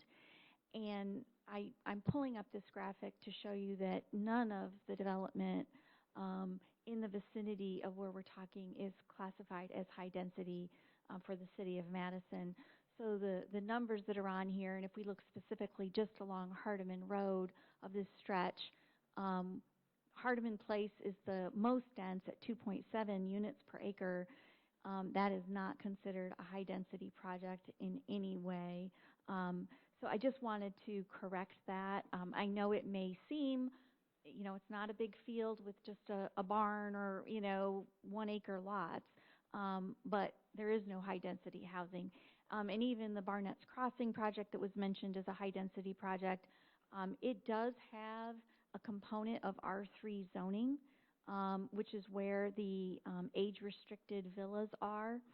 But again, these are age-restricted villas that aren't going to generate a whole lot of traffic. So even though it is an R3 zoning, which is a higher density zoning, it's not a product type that one thinks about with a high density. So I just wanted to correct that for the record, that really the area is predominantly low density with some medium density around it. One of the other things I wanted to respond to was just the amount of traffic that's on the roads. Gary, when he was still here and fairly recently, and he did that at Planning Commission quite a bit, would have to speak to traffic volumes on Hardeman Road specifically. Hardeman Road is well below, its design capacity. So yes, there has been an increase in traffic on Hardeman Road, and experiencing that increase can be frustrating as a motorist. It can be worrisome, right, as a motorist, but it is still well below its design capacity. And I wanted to reiterate that when we, and Ms. Beebe spoke to this too, about a traffic study, when we updated the city's transportation plan in 2018, we looked at build out of this area. We assumed an elementary school. The fact that this project includes that east-west connector has been mentioned by me and by the mayor, is a very good thing, and even Dr. Nichols mentioned it, because it's going to help to distribute that traffic off of Hardeman Road, right? So if you're trying to get from County Line Road to Seegers Road in that area, you don't have to take that curve once this road goes in. You can, drive through straight. And so one of the things that, one of the reasons why transportation networks have parallel routes, right? You've got multiple north-south routes, you've got multiple east-west routes, is so that you're distributing traffic flow. So it's not all loaded onto one collector road or one arterial. And this project will help us to achieve that. And as I mentioned, it's consistent with our transportation plan. And even the 2012 growth plan called for the extension of Halsey Drive to be that east-west connector. So I just wanted to mention those points in response to some of the public comment, and again, happy to answer any questions that you may have. Thank you. With that, I'd like to close the public hearing, and we'll ask for a motion. Make a motion to approve. Second. Motion and second. Start the discussion. I do have concerns, just as everyone else, about the traffic. So what exactly is going to be done as far as when Halsey comes in? It's going to be a straight road. Is it going to come off of the corner? Is it going to be turned into a corner? Is there going to be a light there? What is going to be done to mitigate the traffic that will be coming in here? Understand the question. So when we're, and I will answer it, but I wanted to take a step back. So big picture, when we're looking at zoning, which is what is before you right now, we don't get into a detailed engineering analysis typically. But is it not a safety issue, I'm zoning? gonna get there. Okay. So, but I just wanted to let you know that we wouldn't typically dive in and do a detailed traffic study at this stage for something like this when we have master plans that call for that connector road to be in place. What we will be doing, and Mr. Enfinger mentioned this, is we are planning on looking at modifying that intersection where Halsey Drive connects with Hardeman. The West Side Master Plan did identify the possibility of a traffic signal there. We will take a look at that to see if the traffic signal is the best control. Now that we have some sense of what all might happen there should this be approved, right? At 200 single-family homes, it could have been, 300 other units. So now that we have a sense of what could happen there, we know about the development that has occurred elsewhere in that vicinity, we will zero in to figure out exactly what that traffic control will be. Will it be a roundabout? Will it be a lighted intersection, not necessarily a traffic signal, but some kind of controlled intersection? One of the things that Mr. Enfinger has asked is that we consider adjusting that entrance a little bit further south so it's not where it is.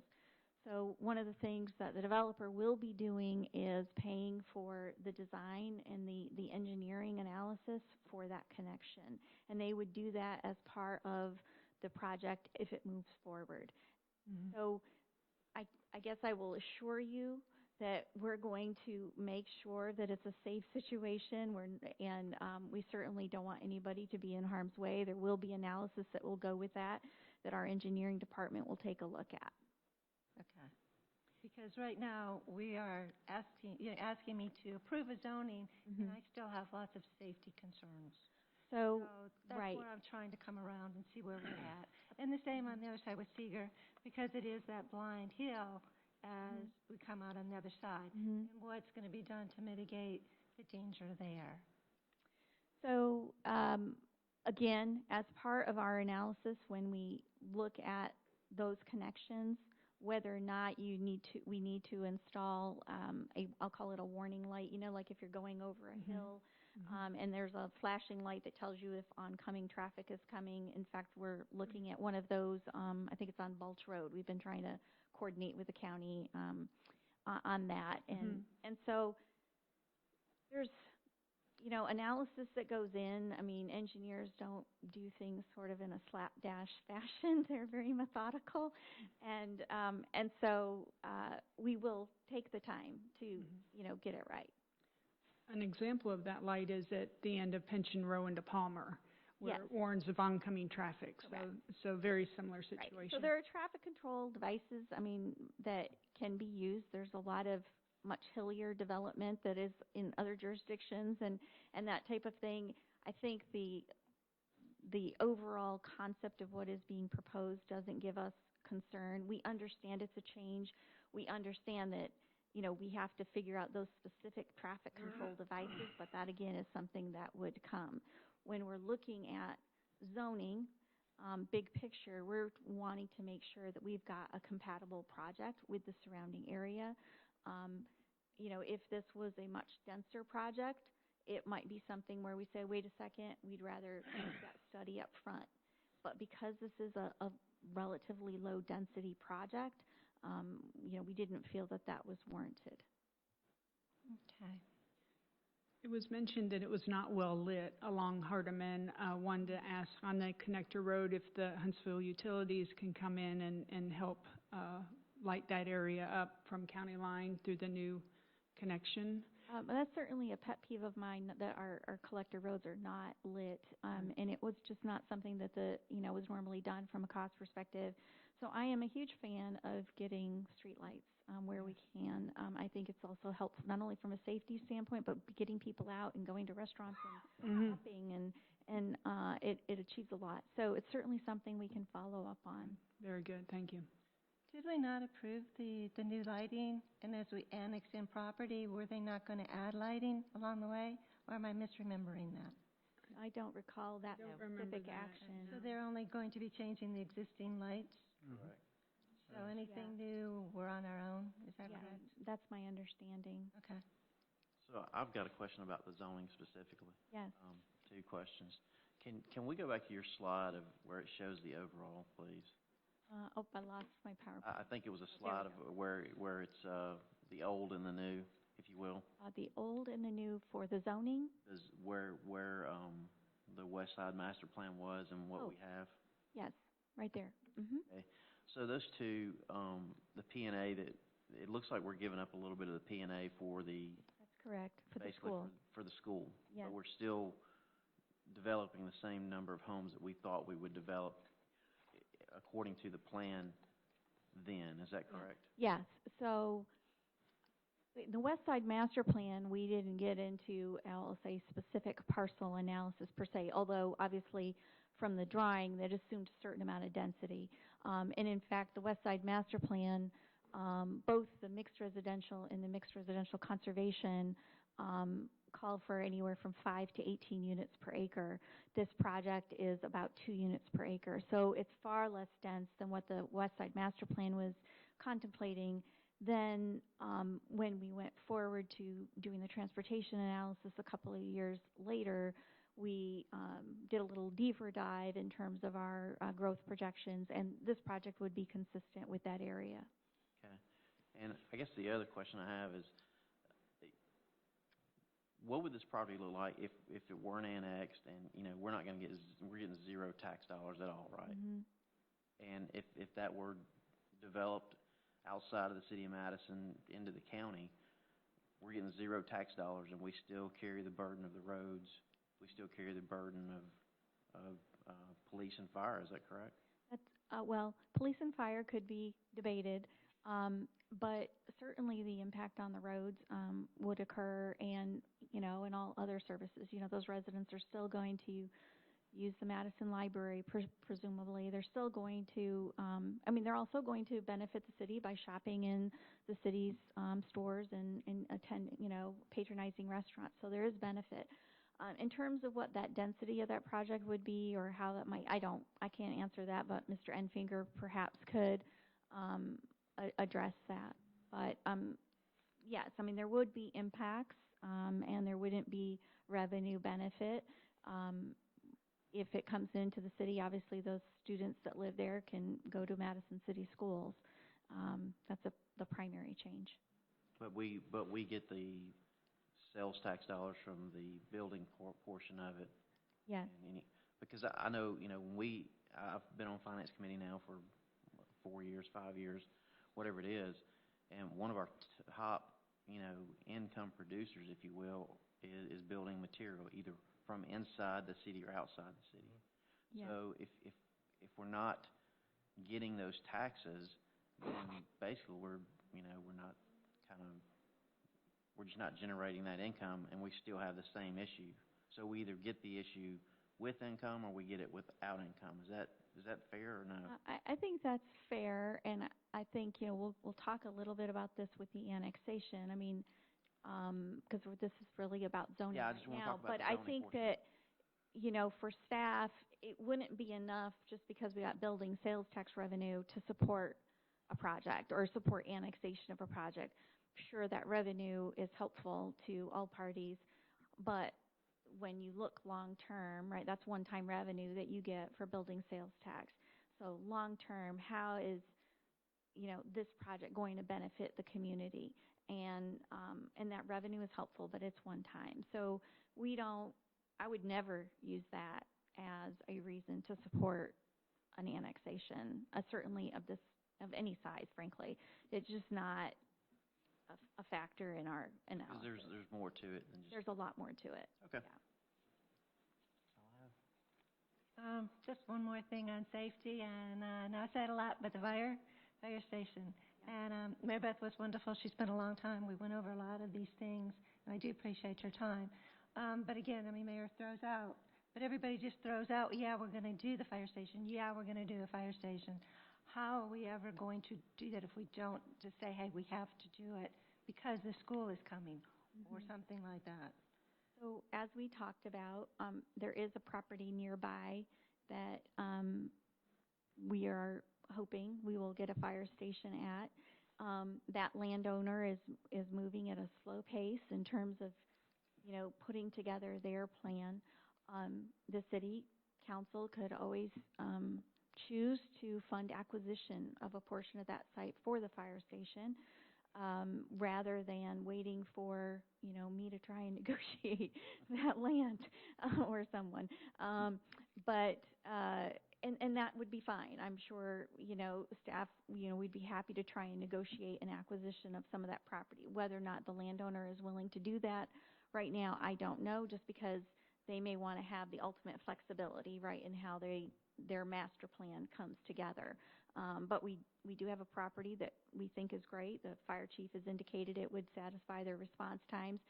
And, we'd love to go and get it. We just need a property owner to be ready for that. Or you guys to allocate funds, and we can try and negotiate that acquisition. Mary Beth, sorry. Go ahead. As you know, this is in my district. And, but right now, we're just voting on the zoning. I have some comments, but they're more appropriate for annexation. So at that point, I will make the comments. But this will not be in effect if the future annexation vote does not take. That's correct. Later on tonight. So as far as zoning only is concerned, this is very much in keeping with the West Side Master Plan. It fulfills many of the strategic goals of that area according to the West Side Master Plan. And so at this point, I would be ready for a vote on the zoning. I do have just one other concern, and that is the east-west. And in the proposal that we saw in October, it was a 4-lane, and now I understand it's only going to be a 2-lane going through there, with the possibility to expand. It was never going to be a 4-lane. We talked about 2-lane and 3-lane. And there, I don't think it was talked about as being a 4-lane. With a center? Talked about, well, I guess at one iteration, there was a center landscape median, but even with that landscape median, it was just 1 lane of travel in each direction. So it was always a 3-lane, but so one concept was, and the one you're referring to, is you had 2 travel lanes, 1 on each side, and a center landscape median. So now what we're talking about is having 1 travel lane in each direction, and then ultimately you'd have a center turn lane. However, what the developer is proposing to construct is the 2 travel lanes with turn pockets and dedicate land for the full improvement if we were to add a full center turn lane. So and again, we'll talk a little bit about this a little bit later this evening, but at a minimum, it would be 2 travel lanes, 1 in each direction, with turn pockets to accommodate school traffic turning and residents turning and so forth. And part of the beauty of that, also that discussion and listening to part of why the adjustments were made was the school's understanding when it comes to an elementary school, they need to have some serious stacking inside of the school itself, a la what's happening at Midtown. So that's part of how some of the adjustments were made, was Dr. Nichols and team saying, hey, this is kind of what we really need to maybe put some parking over here and keep a long thing to get everybody off those roads, because that's beneficial now in the city of Madison. So. Right. I see it becoming like another Eastview, where people use it to cut across from, 2 different places. I know it's not going to be complete because it doesn't run the whole length. So it wouldn't go all the way. But I can also see it as being a real convenient cut through, so you don't have to make that sharp turn and stuff. So how much traffic will be going down that road? And do we need to plan ahead and not make it 4-lane now, and so we're not 15 years from now going, oh my gosh, they got it wrong? So that is something that we talked a little bit about at the work session. Councilmember Powell brought that up. And so when if we get past, this step and if there's an approved project and the developer starts moving into actual design, then we'll work on that and figure out what makes the most sense from an efficiency standpoint. We have a sense of when the school district will come online, right? 2025, 2026. So does it make sense to try and do more improvements now or wait and phase those in? So we would evaluate that. Yeah, I guess it comes back to I'm still voting tonight. Understand. So, Can we vote on the zoning portion of it now and vote and take the comments of the other later? Yeah, absolutely. I'm ready to move forward on the zoning part. All right. Can I get the vote, please? Councilmember Powell. Aye. Councilmember Spears. Aye. Council President Shaw. Aye. Councilmember Robleski. Aye. Councilmember Bartlett. Aye. Councilmember Denzine. Aye. Councilmember Seifert. Aye. Motion passes. Thank you. Thank you, Mary Beth. And we're moving into department reports, and engineering is up first with a couple of items.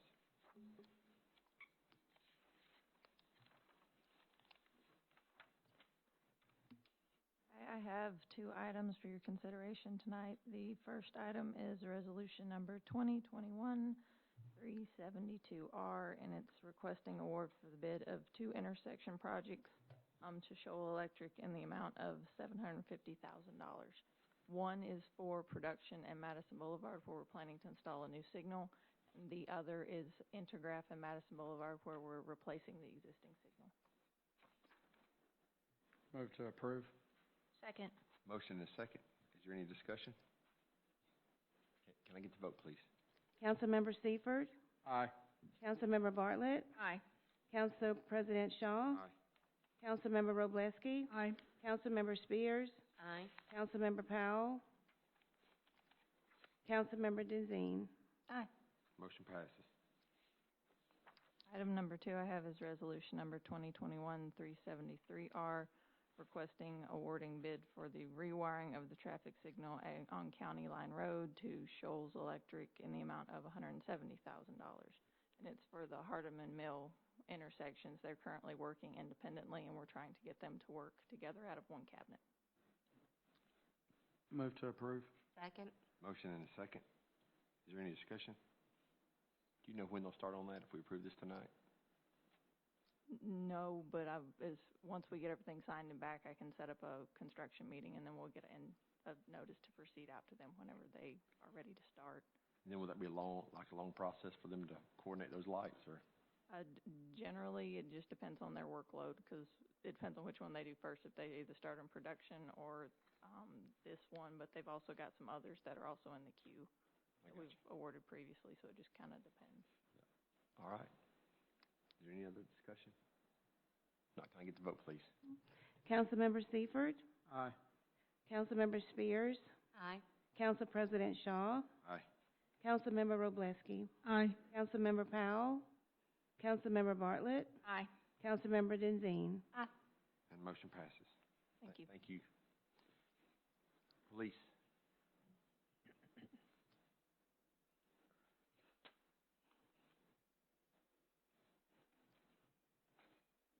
Again. So we're here before you to talk about our body cameras and the addition of dash cameras for our police cars. We are coming up on the end of our life cycle on our current body cameras, and as it stands right now, we're getting into some problematic issues with data storage because we have to store that stuff on site. So we commissioned a couple of different companies to test, and we put them through a pretty rigorous test period and determined at the end that our best bet is to go with the Axon body cameras that will also provide dash cams for our cars. There's a couple of reasons why we wanted to go with the dash cams as well. First off, we're losing a lot of cases in traffic court because we're at the point now in our country where it's no longer, where it's all show me, don't tell me. And if you don't see it, it didn't happen. So the testimony of police officers, unfortunately, isn't held in as much esteem as it used to be. So A lot of that is because a lot of the traffic incidents that we have and DUIs aren't being captured on the dash cams for the initial reason for the stop, even though everything else is captured on the current body cameras. So the dash cams that we'll be getting, should you vote for that, will also have an interior dash cam so that we can look at the interior compartment of the police car. Why is that important? Well, with the body cameras and the cameras inside the cars, we will have a complete view of when someone is taken into initial custody all the way to when they're put to the police car, all the way to the point where they're delivered to one of the jails, where the interior camera from the jail will pick up from there. So we'll have complete accountability of everybody that's in custody. Now that's important also because of the fact that you read headlines almost daily about somebody dying in police custody, and there's no explanation as to what happens. Well, we know with the prevalence out there with heroin and fentanyl right now, an officer can make a quick arrest on somebody, pat them down and miss a small little packet of fentanyl that they may have hidden on them that they know may get found when they go to the jail, and they end up ingesting that fentanyl when they're sitting in the back of the police car, and by the time we get to the jail, we have a dead or unresponsive person in the back of the car. Well, these interior cameras now will capture that event, so it'll provide some type of explanation as to what's going on. The proactive measure of having the interior car cameras as well will bring down our insurance rates with the state. Right.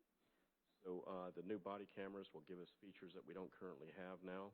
There is an excellent redaction feature that Axon offers so that we can redact witnesses, victims, things like that. We can redact our faces. It gives us an administrative tool that we currently don't have as well to hold our own officers accountable, in that our supervisors can now look at what's known as activation rates to see which officers are using the cameras as they're instructed and as per policy, and those which are only using them selectively. We don't currently have that capability right now. Now, in looking at this, our nearest competitor to Axon came in a little bit lower on the bid, but it doesn't, again, give us all of the options that we have with Axon. And there's one big thing that we have with Axon that the other companies don't give us, and that's 2 technology refreshes during the 5-year period for the contract, which we're signing. As it stands right now, the contract period is going to allow us to pay interest-free loans at a rate of about $280,000 a year for 5 years until we paid for the whole system, and that will give us not only the body cams, dash cams, but more importantly the storage, which is where the real expense is, and that'll be cloud storage instead of on-site storage that we have now, and we'll have unlimited cloud storage for all of that material.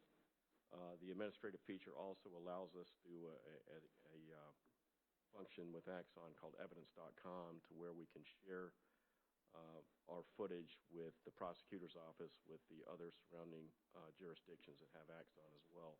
They'll go to the same evidence.com feature and be able to pull up our footage for future prosecutions.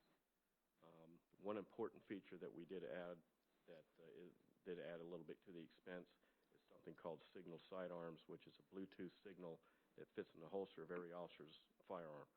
So if the officer immediately encounters somebody in a deadly force situation or potential deadly force situation, the officer doesn't have to worry about the distraction of hitting his body camera first before trying to protect his or her life. The minute they pull the weapon out of the holster, it will automatically activate the camera. And at the same time, there's a proximity feature on it that once one camera is activated, all the other cameras in the 30-yard area will activate as well. So this is the reason why we went with Axon. Move to approve. Second. Motion is second. Is there any discussion? Now, just from the ride-alongs that I've done, it is very, very necessary. All the officers were, they couldn't use what was there for whatever reason, and you have to, just to depend on the body cam wasn't the best. So, totally support this, sir. Thank you. This may be way out there, and I guess that's usually my area, but I'm just curious. I always get nervous when I hear cloud storage, because that means somebody else is responsible for it and storing it. Have we passed this through, Jason, and from the standpoint of cybersecurity and all that? Because there's a lot of people that want to take data and hold it ransom. Yes, our IT has looked at it. I don't know. Jason? Sorry, maybe that's just way out there, but that could cost a lot of money. Yeah, good question. No, it is a great question. Luckily, Axon Taser is one of the absolute industry leaders on this, and we've talked before about reliability, and they do have the 5 nines of reliability, which we've talked about on several other applications, and the certifications they go through to have their stuff in a position of security. Obviously, with public safety, it's one of the things that they've keyed in on. So we feel confident with them from a cybersecurity point of view. But we've got to be right every time, and the bad guy has to be right once. Over the weekend, a global exploit was actually published where everybody's is circling the wagons, and we've checked in with these vendors who's covered and who's not. Axon Taser was somebody who was already covered. Okay. It was an exploit that came out, was announced on the 9th, and they're already in good shape. So we can't guarantee against everything, but we feel confident with them as a solution from here on. Okay. Thank you. And in talking to the judge and our prosecutor, they're both fully supportive of this for 2 reasons. One, obviously, they want to be in a position to support our police department in every possible way they can as they work to keep us safe. But along those same lines, they want to support our citizens because in many instances, they need more information. We're information-driven, not just how it feels. It's, hey, show me the data. And this is one more way to be able to give them that, to be a better resolution for situations that there's sometimes many opinions on. The other part of that is it's a 5-year interest-free purchase, of which we pay, $280,000 a year. Comes out of our capital number. It's about $1 million a year that we have to spend on our equipment and the capital pieces that are required, and we can figure out a way to make that work. So. Hey, Chief, does this help us with our ALEA certification as well? Absolutely. Yes, sir. Very good. Can I get the vote, please? Councilmember Robleski? Aye. Councilmember Bartlett? Aye. Did you not second? I second. It was her. Councilmember Denzine? Aye. Council President Shaw? Aye. Councilmember Spears? Aye. Councilmember Powell? Aye. Councilmember Seifert? Aye. Motion passes. Thanks so much, Chief. Mary Beth, you back up. Where you been? Hadn't seen you in a while. You too. A touch of sarcasm. That came from the heart. Why is it always me? Yeah, it did. Can't imagine. You know Santa heard that. That New Yorker in me. All right. Santa heard that. All right. Next up for you all is Resolution 2021-368-R, and this is requesting approval of a development agreement for the Halsey projects that we were talking about. I'm going to zip past a few of these slides and talk a little bit about the development agreement. So what this development agreement does is a number of things. It, identifies the total number of units allowed. As I mentioned, their development plan includes 201 units. We have, we're recommending a 205 unit max in there. It provides a little bit of flexibility. What we've seen over the years is there will be some shifts in the location of lots because of a wetland delineation or whatever. It may open up a new opportunity for an additional lot. Certainly the council could just keep it at the 201, but the developer is asking for the 205 margin, and we're okay with that. The second bullet there is the phasing of the project. The project could start in 2022, and that would really just be starting to, do all the grading and that type of thing. I don't imagine we'd see a single unit completed in 2022 based on the way things go, but regardless, their first phase would be for 95 units. That works out to be about 31 units per year, which is about similar to what we've been seeing. And then their second phase starting in 2025. We don't have any kind of catch-up provision in there. That's something that some of you have mentioned. It sets aside the 17 acres for the elementary school that we've talked about. The district has, as Dr. Nichols mentioned, they have a contract for that site. I don't know when they expect that all to be finalized.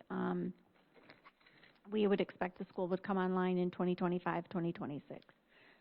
The development agreement addresses the open space. As I mentioned, there's about 24 acres, which is about 24% of the site. So it talks about walking paths, a multi-use path along the creek that would be provided. The district has also asked for about 1 acre of that open space to be potentially used by them for stormwater retention, and we're all in agreement for that. One of the things that the West Side Master Plan has talked about is, again, protecting tree canopy in the parks and natural area. The Planning Commission has really been very passionate about that component. And so we've crafted some pretty detailed language with respect to tree canopy that we applied to the Bella Woods project. You all acted on that development agreement as well. So we've basically taken the Bella Woods tree protection language, carried it over to this project. We've tightened it up a little bit based upon our Bella Woods experience, but that's in there. We also have language that addresses should the council ever adopt an impact fee while building permits are still being issued, of course, then the project would be subject to that. And then last component of this development agreement is that east-west connector road that we've talked about. It talks about extending that road from the, from Hardeman Road over to Maciel. What this graphic shows you is the blue portion there right off of Hardeman is existing city right-of-way. And so under that development agreement, the city would improve that portion that is our right-of-way currently. The red represents the new road that would be constructed by the developer, paid for by the developer, with the school participating in the half the cost for the road that's along its frontage. That works out to be about 15% of the cost of the road, which my understanding is the district has stipulated to that. The portion from the red over to Seegers Road that represents Maciel would be a future component. It's not part of this development agreement because it's not needed to serve this project, but it is something that the city would do to serve the school. And so the white and blue hashed area is existing right-of-way that we'll end up approving. That yellow rectangle there, sliver, is additional right-of-way that would be required. And so what we would look to do is do that yellow and the white and blue area before the school came online in 2025, 2026. Now, obviously, we'll be working closely with the school district, so if they shift that where the district's, the school wouldn't open until 2027 to 2028, that gives us more time yet to do those improvements. So the development agreement does lock in the developer's commitment to build the red portion, pay for all of the design, the construction management, the engineering, and so forth. So in summary, very importantly, the DA secures the needed elementary school site. It addresses our transportation infrastructure needs with that connector road that's consistent with the master plans that we talked about previously. It is going to help to distribute traffic in the area, as we talked about under our zoning discussion.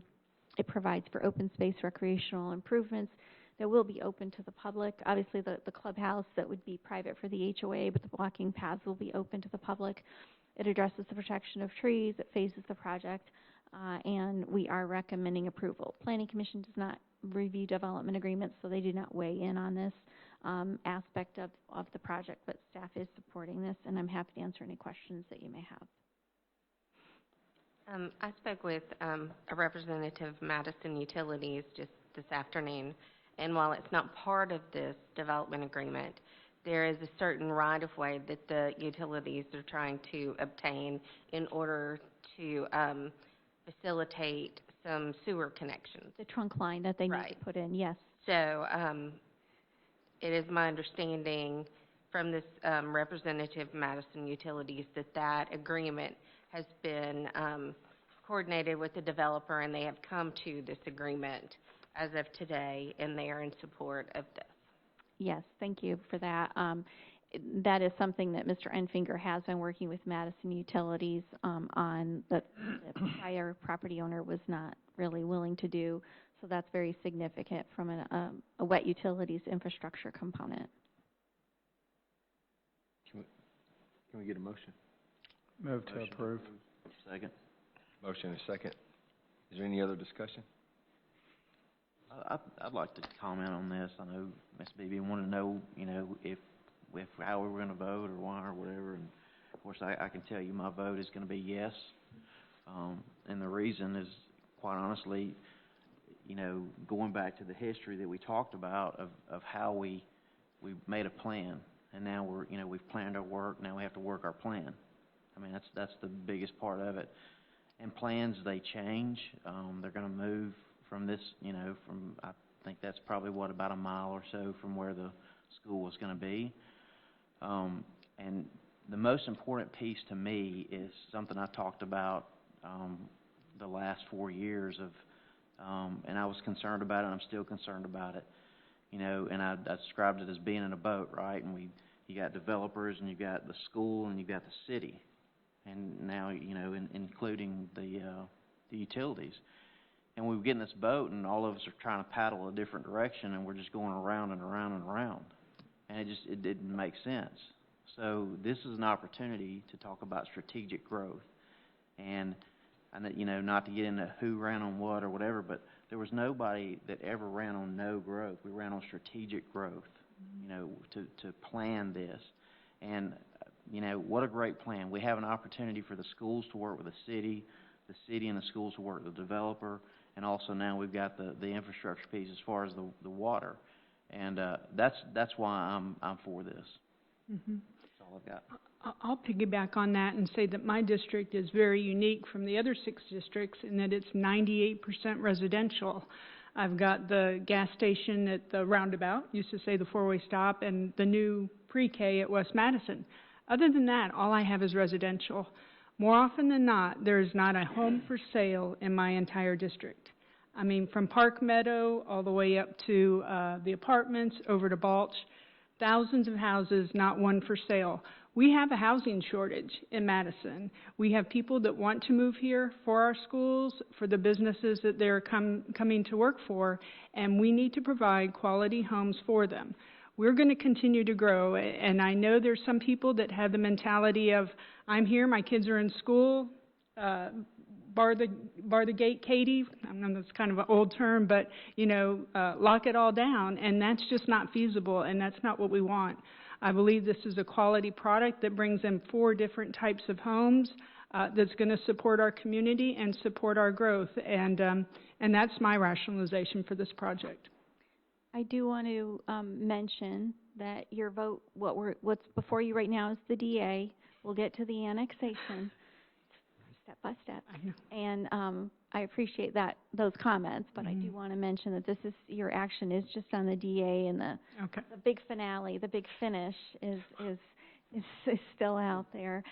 In terms of the DA, I didn't mention this because I think given the pacing of what the developer thinks, it probably will be immaterial. But most of our development agreements have a 10-year term, and this also has a 10-year term. And so, let's just say, the economy fell out and, the developer, decided it couldn't move forward for whatever reason.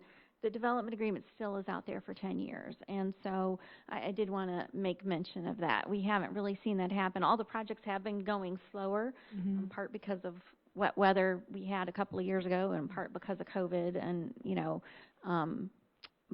and they're certainly motivated because of the housing shortage and the demand, which commands higher prices, so they're motivated. Yeah. I like the fact on this development agreement, it clearly outlines expectations on both sides, what the developer can expect of us, what we can expect of the developer. I like the fact that you put in there the rollover provisions. I can't remember what it was called. The catch-up provisions. Yeah, catch-up provisions, whereas previous agreements we had, if you were supposed to do 25 this year and you only did 10, and next year you're supposed to do another 25, well, then that delta, that 15, gets added to the next year. So, you basically got this big bow wave that could be created, and then all of a sudden you end up with 75 homes in a year, and you're going, oh my gosh, what happened? And then you got to go back and trace that back. So really with this rollover or catch-up provision out of there, it essentially extends the lifetime, right, up until the 10 years of the development that you still have. You're still bound by that year's development amount that you've been approved or allotment. So I like that. Yeah, I like it at the same time, like I said, it just clearly puts out there what the expectations are that we can hold each other accountable to, so. Is it a time to talk about how much it's going to cost us to put in the roads and where we are responsible for the roads? Sure. We had talked a little bit about this at the work session.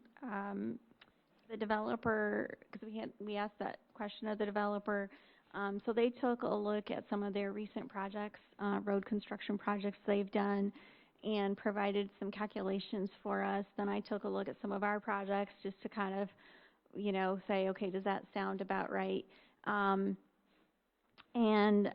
What we are estimating, again, it's just an estimate, is that the developer's portion of the road, and again, for what we've discussed in terms of that level of improvement, would be a little bit under $2.8 million.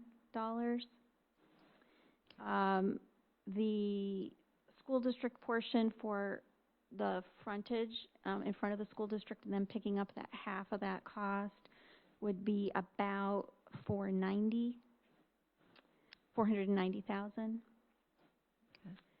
The city improvement to the existing Halsey right-of-way,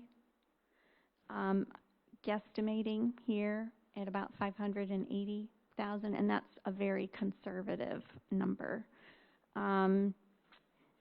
And then the Maciel piece, right, which would be coming later, that piece about $580,000. And again, these are very rough numbers. So the total for all of that works out to be about 4.4. If I did my math correctly. But the city's portion is only about 1.2 of that, Well, roughly. I think the city, what we've discussed with the school district is the Maciel portion, rather than the city taking all of that we might share some of that cost with the district. That has yet to be worked out, but the mayor certainly talked with Dr. Nichols about that a little bit. But if the city were to take all of Maciel and all of its existing right-of-way, yeah, we would be looking a little over $1 million in terms of the city if we were to take both of those pieces entirely. Okay.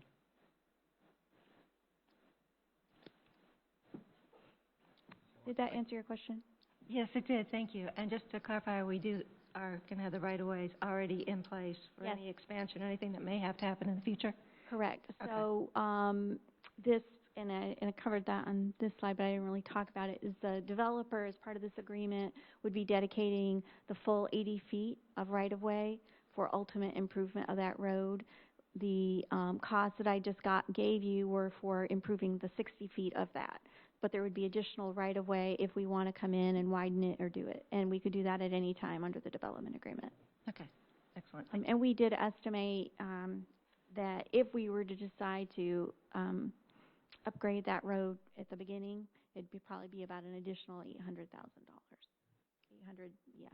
Again, we'll see where construction costs are when we get to this. Yeah. All right, thank you very much. Mm-hmm. That's all. Can I get the vote, please? Councilmember Seifert, Aye. Councilmember Powell, Aye. Council President Shaw, Aye. Councilmember Roblesky, Aye. Councilmember Powell, I'm sorry, Spears, Do I get two votes? Not today. Awesome. Councilmember Bartlett, Aye. Councilmember Denzine. Motion passes. All right, thank you. So now we're to the big finish, right? No, in all seriousness, this is a very important vote. So your next item is proposed ordinance 2021-316, and this would be assenting to the annexation of this approximate 118-acre property that we've been discussing. It's shown there on the graphic, and you can see it's kind of a missing link, if you will, between parts of the city on the east and west side.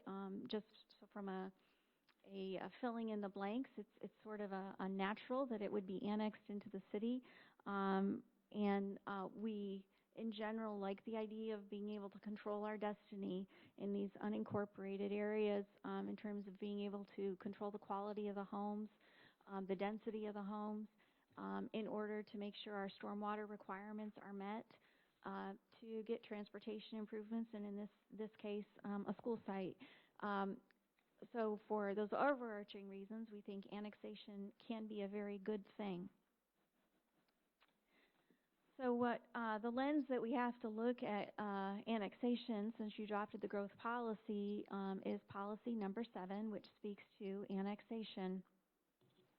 And what it says is if you're going to contemplate annexation for a property that's over 3 acres, it needs to be a strategic annexation. And we identify in the policy what constitutes strategic annexation, and it could be one that comes with suitable public facilities for schools, critical infrastructure as outlined. As we've talked about, this project brings an elementary school site which is needed by the district in a location that works for the district from a zoning, school zoning standpoint, and it provides for the extension of that road. So we think it meets the test of being a strategic annexation.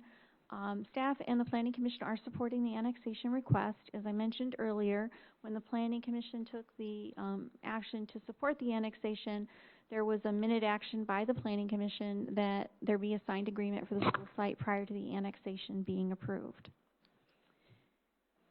And that concludes my remarks on the annexation, and happy to answer any questions that you may have. Move to approve the annexation. Second. Motion and a second. Start the discussion. Okay. As I said, I would have more comments later. I'm ready. Are you ready? I hope so. Okay. All right. When I sent out an all-call via social media to my district for the CIP, the number one thing that people wanted was a roundabout at Browns Ferry and Burr Green. The number 2 thing they wanted was a connector road, an east-west connector road. So I had multiple requests for an east-west connector road to help people get off of Browns Ferry and onto another road that would help them get home.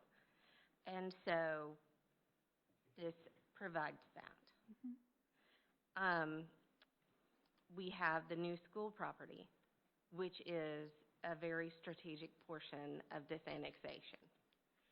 We have an improved intersection coming in at Halsey and Hardeman at the 90-degree turn.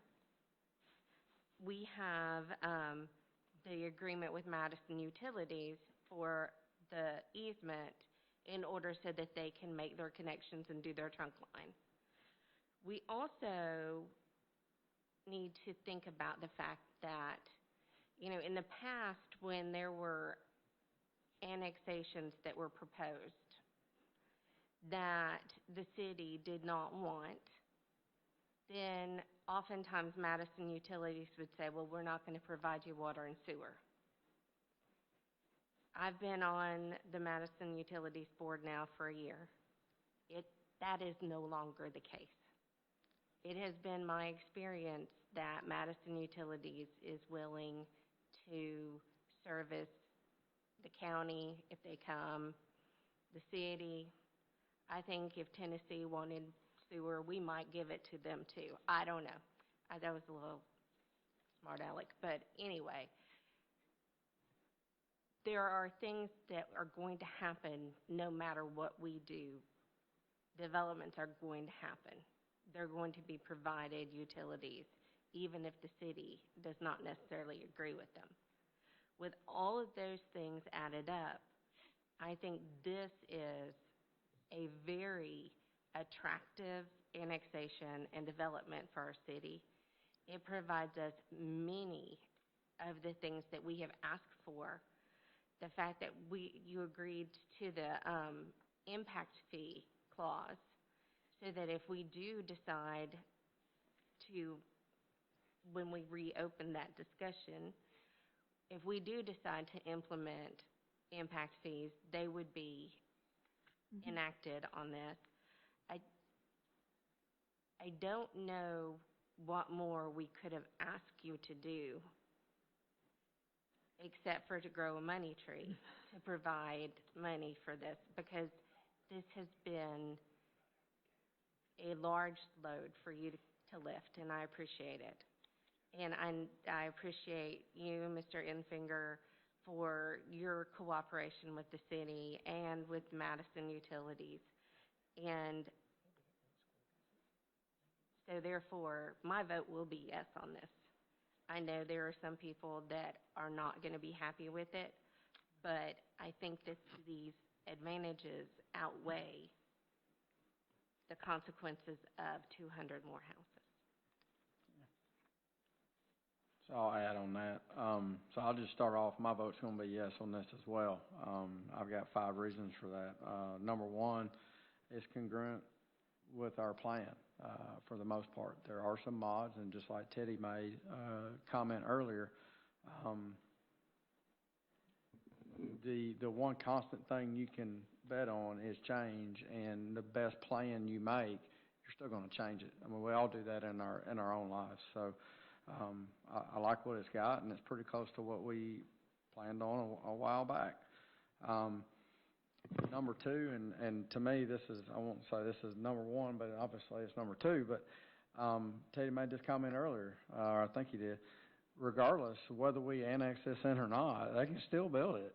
And at the same time, we still get, we can get some of the benefits of it. They can still come to our restaurants, come to our gas stations that are, I don't think the lady's still here, but not on the west side, on the east side, I guess. And we can still benefit from that, but they still drive our roads. And just with the growth going on, we don't check anybody at the city limit sign and go, hey, oh, you live in Huntsville, or you live in Decatur, or you live in Taft, Tennessee, and you ain't coming in, So regardless, they can still do that. I think with the development agreement we got, though, it gives us capability to control that, certainly with the phasing of things, and helps us work in partnership with the developer. And I do have to admit, Jeff, this is I think the 3rd one since we've implemented this, and I thank Mr. Enfinger with his company and how they're doing things. For anybody else out there, it is, at least in my opinion, a model of how to work partnership hand in hand with folks to look at the best for everybody, not just the best for one individual or one entity. And then I'll add this, and I can get as many boos on this as I want, as anybody wants. But traffic, I hear it, I get it. Traffic is, it's not ideal. But just quite frankly, I drive in Seattle, I've driven in D.C., I've driven in New York, I've driven other places. When I can make it from Research Park at 5 o'clock to downtown Madison by 5:21 and did not break any speed limit for the police, I stay below the speed limit, in 20 minutes while 30-some-odd thousand people leave work. We have a traffic inconvenience. I don't think we necessarily have a traffic like Houston, we have a problem. So I'll just say that, and john.seifert@madisonal.gov for as many complaints you want to send me. But it's inconvenient. At the end of the day, I still love my 25 minutes on the way into work. It's peace. I can listen to the radio and enjoy it. So same thing coming home. And by the way, I live all the way almost by county line. So I make that trip all the time. Same time, I love the fact we got east-west thoroughfare. Connie, great point that was a lot of the comments added. And I will say, and you brought up a great point of, are people going to take that road coming off of Hardeman? And I'll be honest with you, I sure hope they do. Because at the end of the day, I'm an engineer geek. Things are going to take the path of least resistance, and that gives a parallel circuit for people to, some of that current traffic flow to make it down. So I sure hope they do, quite frankly. That'll take some of the load off.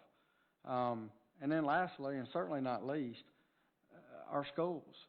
At the end of the day, and Ms. Beebe, you brought up a very good point. It's not the schools that put us here, it's the citizens. But at the end of the day, our whole spectrum that we care about is the parks, the schools, the roads. And the schools is a big piece of that. I mean, that is what helps keep our property values up and helps what keeps everything that we're doing, shining. And so if we can plan ahead and take out one of the, I don't want to say the biggest cost, because obviously the building is a huge cost, but the land, and help secure for them with, an agreement that takes that part at least off the table. So future down the road, all we gotta do is work the funding source for building the school and those things. Man, I'm all for that. And it also gives them, and you heard Dr. Nichols talk earlier with the West Madison and being able to repurpose that and take some of that load off the other elementary schools. At the end of the day, that gives them more time, gives them more runway to look at rebalancing with those schools and maybe push this off a little further so it gives them more time to help fund it. So, my best Forrest Gump voice, that's all I have to say about that. I got a question, Mary Beth. Could you pull back up the road that where you had the... Yeah, it has a light. Well, he takes it down. Hey, can we put the PowerPoint back up? I just like messing with you. I think so. I don't deserve it. All right. Here we go. Right there. So I have a question. So the red piece that Jeff and them are going to build, are you going to build that in phases? Or are you building all that at one time? Or are you building that as you come down? So if one of the things is traffic, other than waiting on the schools, can we go ahead and build all the way out and go ahead and get that relief sooner than later? Because if they don't build that school till 2025, 26, maybe 27, and we've got this road 80% complete, I know we ain't gonna solve that right now, but I'd like maybe and think about why not go ahead and do that now, as sooner than later, and have that road from Speakers all the way down. Well, we can certainly look at that. We have a lot of capital projects going right now, and, as we were talking about earlier, some of them are stuck because of, legitimate reasons. So I don't want to overcommit, given everything else that we have going on right now. But that's certainly, it makes sense, and we could certainly talk with, Jeff about how we execute that. The development agreement wouldn't preclude that from happening. The development agreement doesn't require that road be phased. But the way roads are normally done is a road like this, it would be in your preliminary plat. And so this project is likely going to have a couple of preliminary plats. We have another project that was required to build a road, and we required that they show that entire road as part of that first plat. We haven't talked with, the developer about that, but I suppose we could look at that. So it's something we could pursue. Yeah, that is something we talked about in work session, and I'm all for that. For two reasons. A, we get economy of scales. Yeah. And quite honestly, the biggest thing right now is it doesn't matter if you have the money or not. It's just getting the people to do it. So if there's somebody already doing that and we can keep that rolling, I think it really makes a lot of sense to set that set that aside, open that road up, go ahead and get the traffic relief that would help us. And if we have to swap out some type of capital project or whatever that is, I think once we see the CIP list, I think that opens that up and allows us to do that. And at this point, without knowing all of the CIP projects that we have going, I think that's something I would support. Well, we can, like I said, we can certainly pursue that. We have some other projects that, we're required to perform on because of other development agreements. Absolutely. Where we've got to do right-of-way or we've got to do X. And so, there's only so many of us. And so we'll, again, we need to make sure we can follow those existing commitments or meet those existing commitments before we promise you that we could do this ahead of schedule, if you will. Plus, there's some additional right-of-way that needs to be acquired. I have faith in you. Well, thank you. I have faith in you. Thank you. We can certainly look at it. It's a great point. Absolutely. So for me, I think it's a great project. I know y'all have worked, and Jeff's always really good at working with the city, but it changed so much. I was on that growth committee with Alice Lessman. I think she'd already left, but we worked, and it's changed so much because it used to, if we said no, then it shut it down. So you thought you did have a growth policy. But now, just because we say no doesn't mean they're still going to build. So I think it puts us in you're still going to get those same houses, or maybe more. If you say no, you may be hurting yourself saying no than if you're saying yes. Like you said, at least you can maybe try to contain the beast a little bit. So Control. anyway, I think it's a great project. I really want to thank Mary Beth and Jeff for working together on this. I really appreciate the attention to the certain points that we've brought up in previous meetings with respect to the catch-up provision, the impact fee provision, all of that. John, you nailed it when you said that the way Jeff works with us is a model, because you're so willing to listen to what it is we need.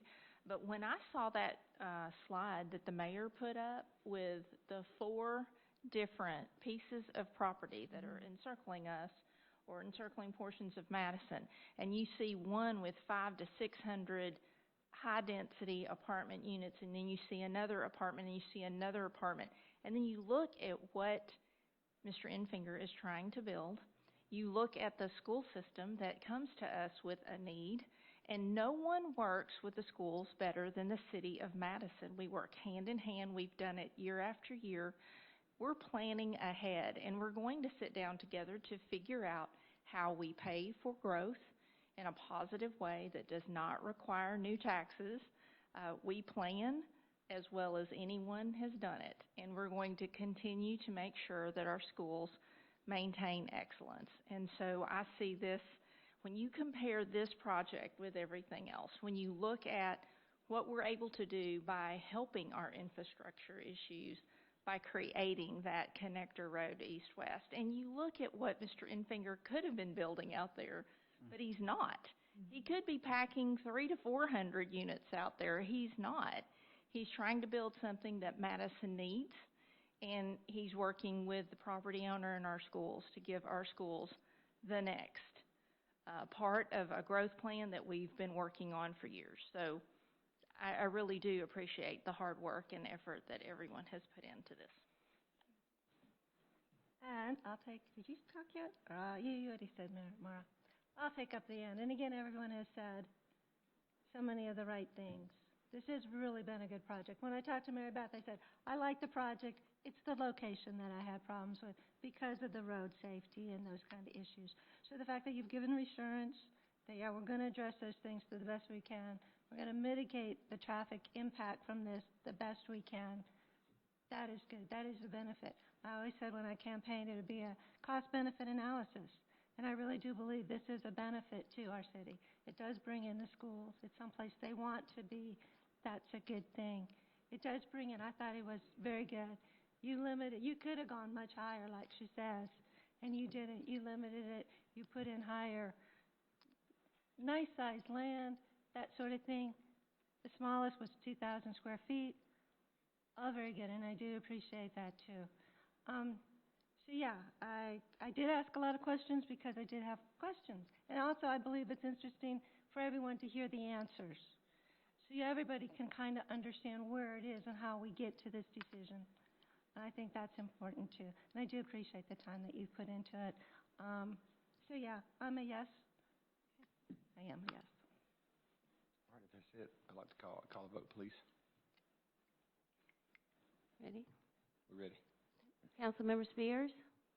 Aye. Councilmember Powell? Aye. Council President Shaw? Aye. Councilmember Robleski? Aye. Councilmember Bartlett? Aye. Councilmember Denzine? Aye. Councilmember Seifert? Aye. Motion passes. Thank you very much.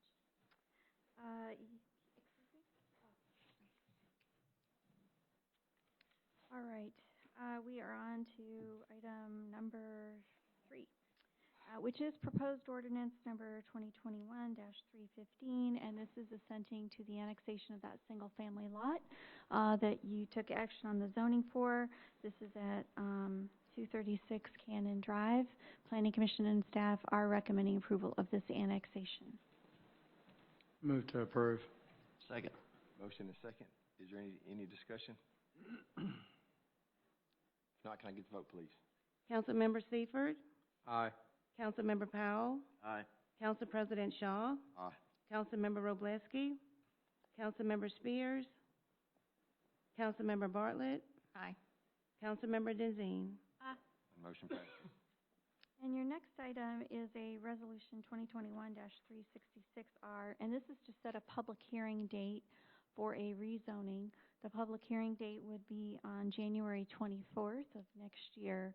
This is a property at the northwest corner of Sullivan Street and Gin Oaks Drive. The property is currently zoned B1, and the property owner is requesting to change the zoning to B2. And so you will have that public hearing in January if you approve this resolution. Move to approve. Second. I have a question, Megan. I rent from Mr. Johnson. Do I need to recuse myself?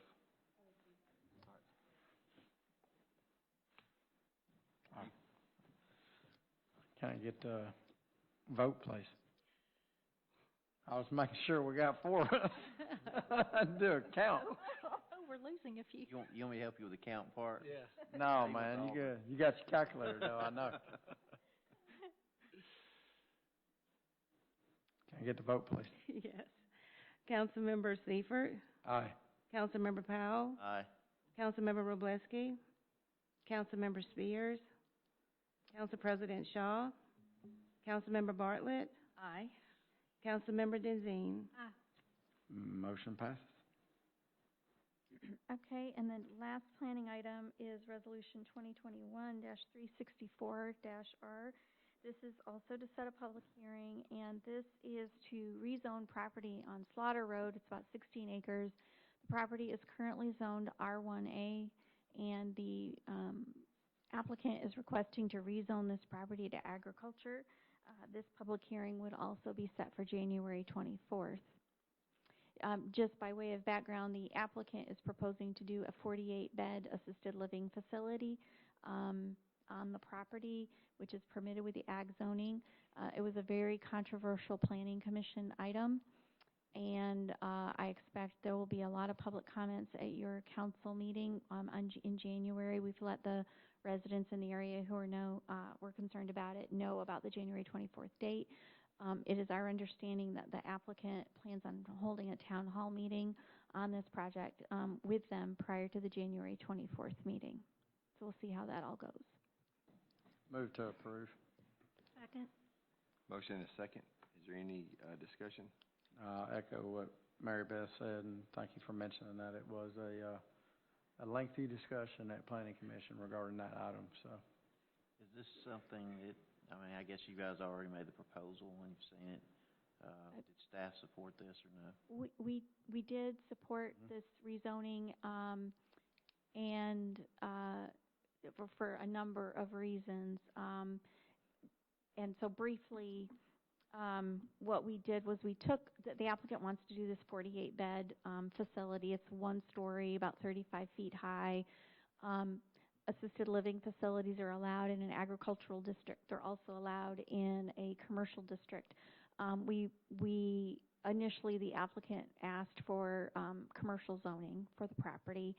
We talked with them about doing it as ag because assisted living would be allowed in the ag district, and the ag district permitted uses are much more similar to the R1A uses. And also the development standards for ag and R1A are very similar. Still, both have a maximum 35-foot height.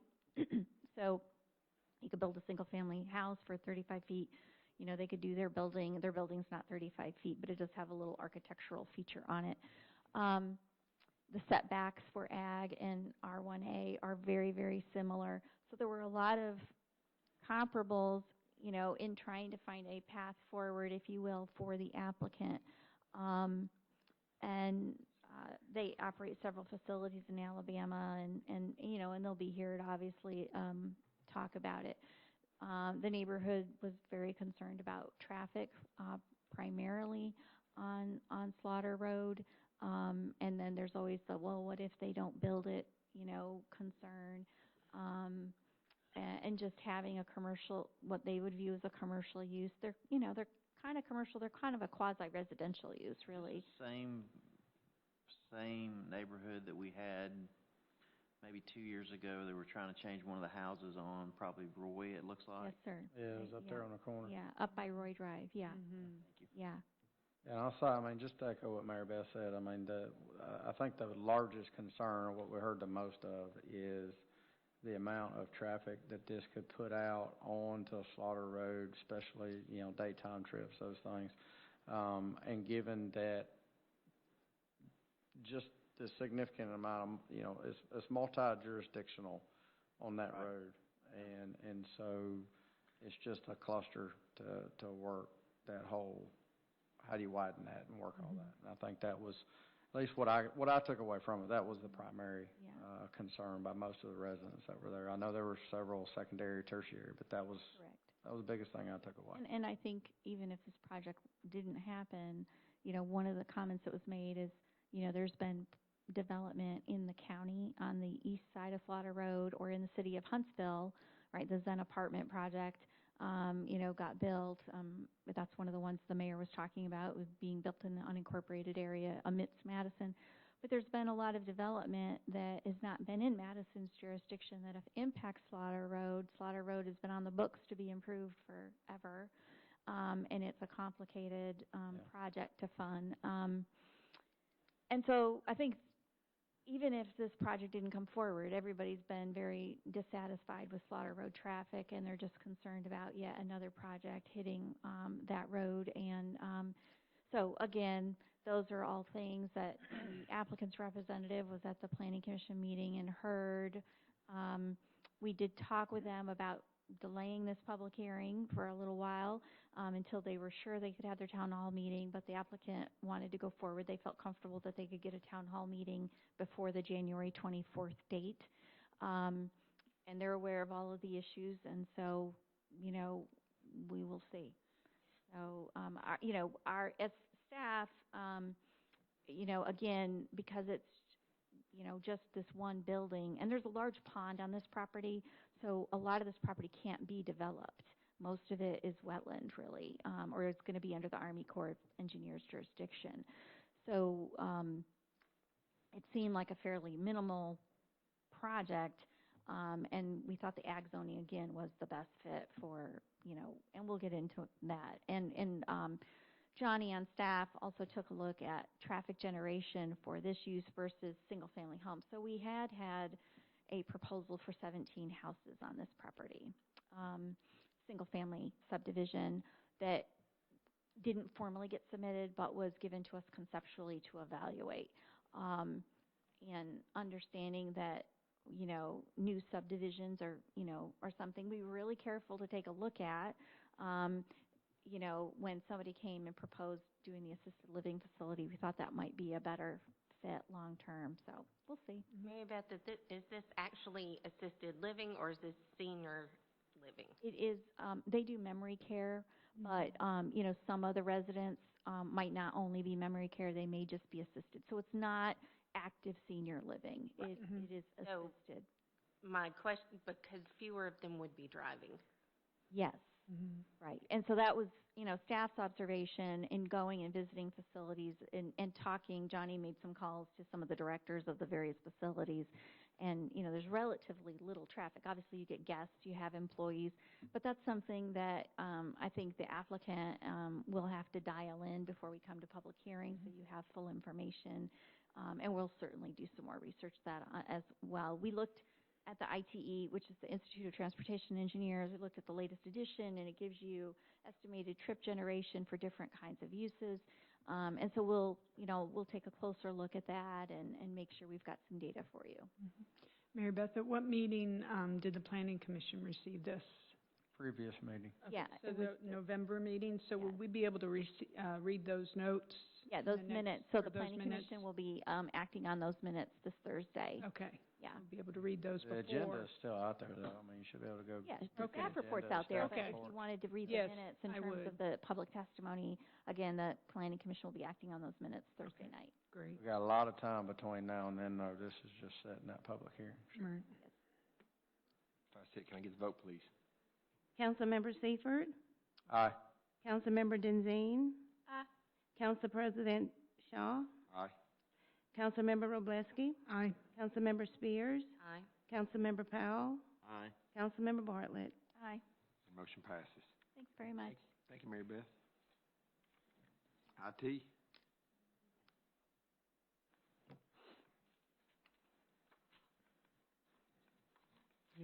Tonight, we're asking you to consider Resolution 2021-380-R, accepting a quotation from Civic Plus for media streaming and storage for a 2-year term.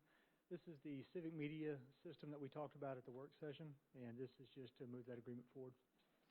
Move to approve. Second. Motion in a couple of seconds. Can I get the vote, please? Councilmember Spears, Aye. Councilmember Roblesky, Aye. Council President Shaw, Aye. Councilmember Powell, Aye.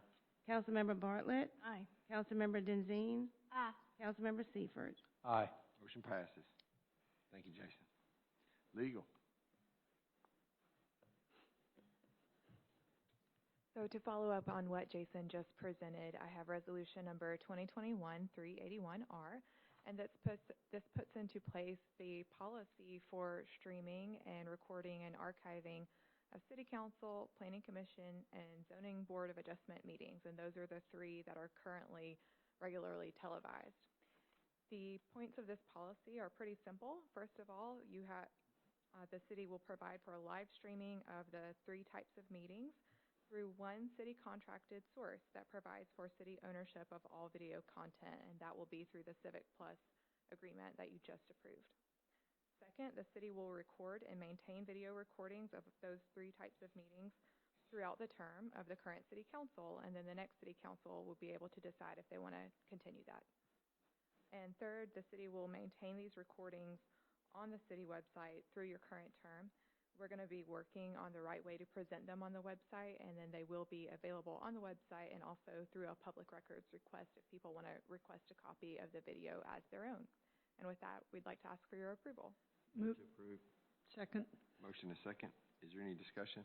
I want to clarify one thing with Megan, just to make sure, I think I understand this to be the case, but the streaming and archiving will begin, we think, in February, according to Jason's report, so we can't actually change what we're currently doing. We're still under the previous policy with respect to using YouTube, where we keep the videos for a couple of weeks. Is that our understanding? And then we're not going to be archiving until we're able to answer public records requests with the Civic Plus system? Correct. With the ability to report and follow up with the FOIA requests and everything, we would request that we don't do any archiving until the new system's in place. Okay. February date, I just want to temper everybody's expectations. Everything in the tech world is back ordered, so that we're going to do everything we can to make that February deadline, but we're still at the mercy of when we get the hardware in. Okay, so this policy is linked to our ability to get Civic Plus up and running? That's correct. Okay, and the reason that we recommended doing it just for City Council, Planning Commission, and Zoning Board of Appeals was because of staffing issues that you brought to our attention, and that is currently what we are able to stream now. That's correct. Okay. Are we able to maybe add like the Police Advisory Board at another time in the future, or will that be our I'll leave that discretion decision to council. in the future? Okay. Do we need to modify the motion so that it is contingent on the implementation of Civic Plus? That is already baked into the resolution. Okay. That's it. Can I get the vote, please? Councilmember Powell, Aye. Councilmember Roblesky, Aye. Council President Shaw, Aye. Councilmember Spears, Aye. Councilmember Bartlett, Aye. Councilmember Denzine, Aye. Councilmember Seifert. Aye. Motion passes. Right, and the next 2 items have to do with some contracting work at Toyota Field. The first one is resolution number 2021-379R. This is to authorize a change order in the amount of $49,000 to the original construction contract for the ballpark, and this will go toward field remediation, which will involve complete replacement of the turf, which the contractors are handling under the warranty provisions of the contract. So just wanted you to be aware that this is just the city's portion of that agreement, but the contractors are going to be handling that for the city. They'll also be remediating some drainage issues and also some grading issues. And so we're asking for approval of this tonight. And the reason we're asking for this tonight is that we'd like to get the work started as soon as possible to remediate the things that we can prior to the start of the 2022 playing season. But we also need to identify the turf that the city is going to purchase as soon as possible so we can do all of the testing and inspection and have it ready to go to harvest and install after the playing season ends. Making a motion? Move to approve. Second. Go ahead. Motion and a second. So on this, if it's warranty, how are we paying if it's warranty? How does that work? The city has agreed through extensive discussions to contribute a small amount to the portion of the overall cost. And the contractors are moving forward under the provisions of the contract as we requested. All right. So does this come out of that, $300,000? $300,000? It does not. It actually comes out of the original checking account for the multipurpose venue. There is about $75,000 left, and this will take up a little, over half of that. She's been hanging out with Mary Beth. Over, we had to spend it. Oh, repurposing? What was that? I'm just curious. I mean, what was the rationale for us paying for some of the warranty? I mean, I just want to understand some of that rationale. Go ahead. We had a lot of resistance from the contractors when we started these discussions, and then when we got to a certain point in the discussions, the city looked at its case and everything we had been able to discover so far, looked at the things that we could prove and could not prove, and we agreed to put a small portion toward the settlement. The overall cost of the remediation is over $250,000, and this is, a good bit less than half of that. So we ended up being satisfied with the amount we were putting toward it. So I guess our other option to that would be litigation, which would cost us more than. Okay. Thank you. Can I get the vote, please? Councilmember Seifert, Aye. Councilmember Bartlett, Aye. Council President Shaw, Aye. Councilmember Robleski, Aye. Councilmember Spears, Aye. Councilmember Powell, Nay. Councilmember Denzine. And motion passes. All right, and the final item is Resolution 2021-374R.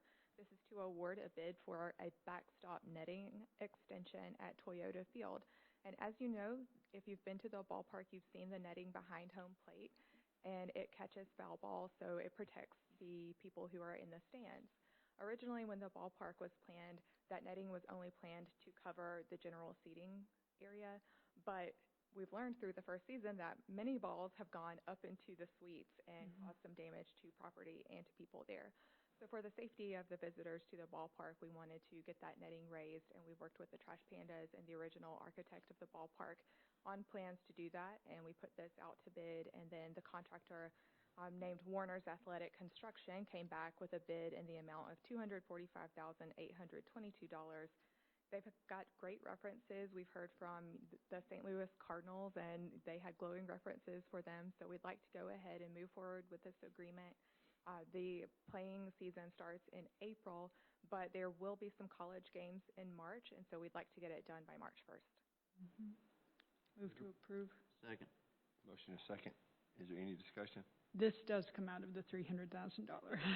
Very good. So is it replacing the netting that's there, but it's not doing that, it's just extending the netting that's there, correct? Raising it. Raising it. Raising it and replacing it. Behind the backstop, kind of.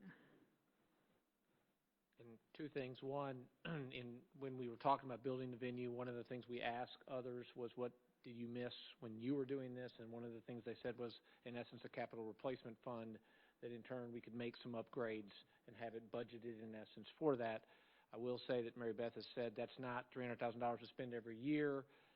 We want to spend it now to make sure from a safety standpoint, but it is something typically when you've built a stadium, we should have 2, 3, 4 years now where we build it up, and then when you need to make a big purchase, the money's already there. So that's one of the things they talked about.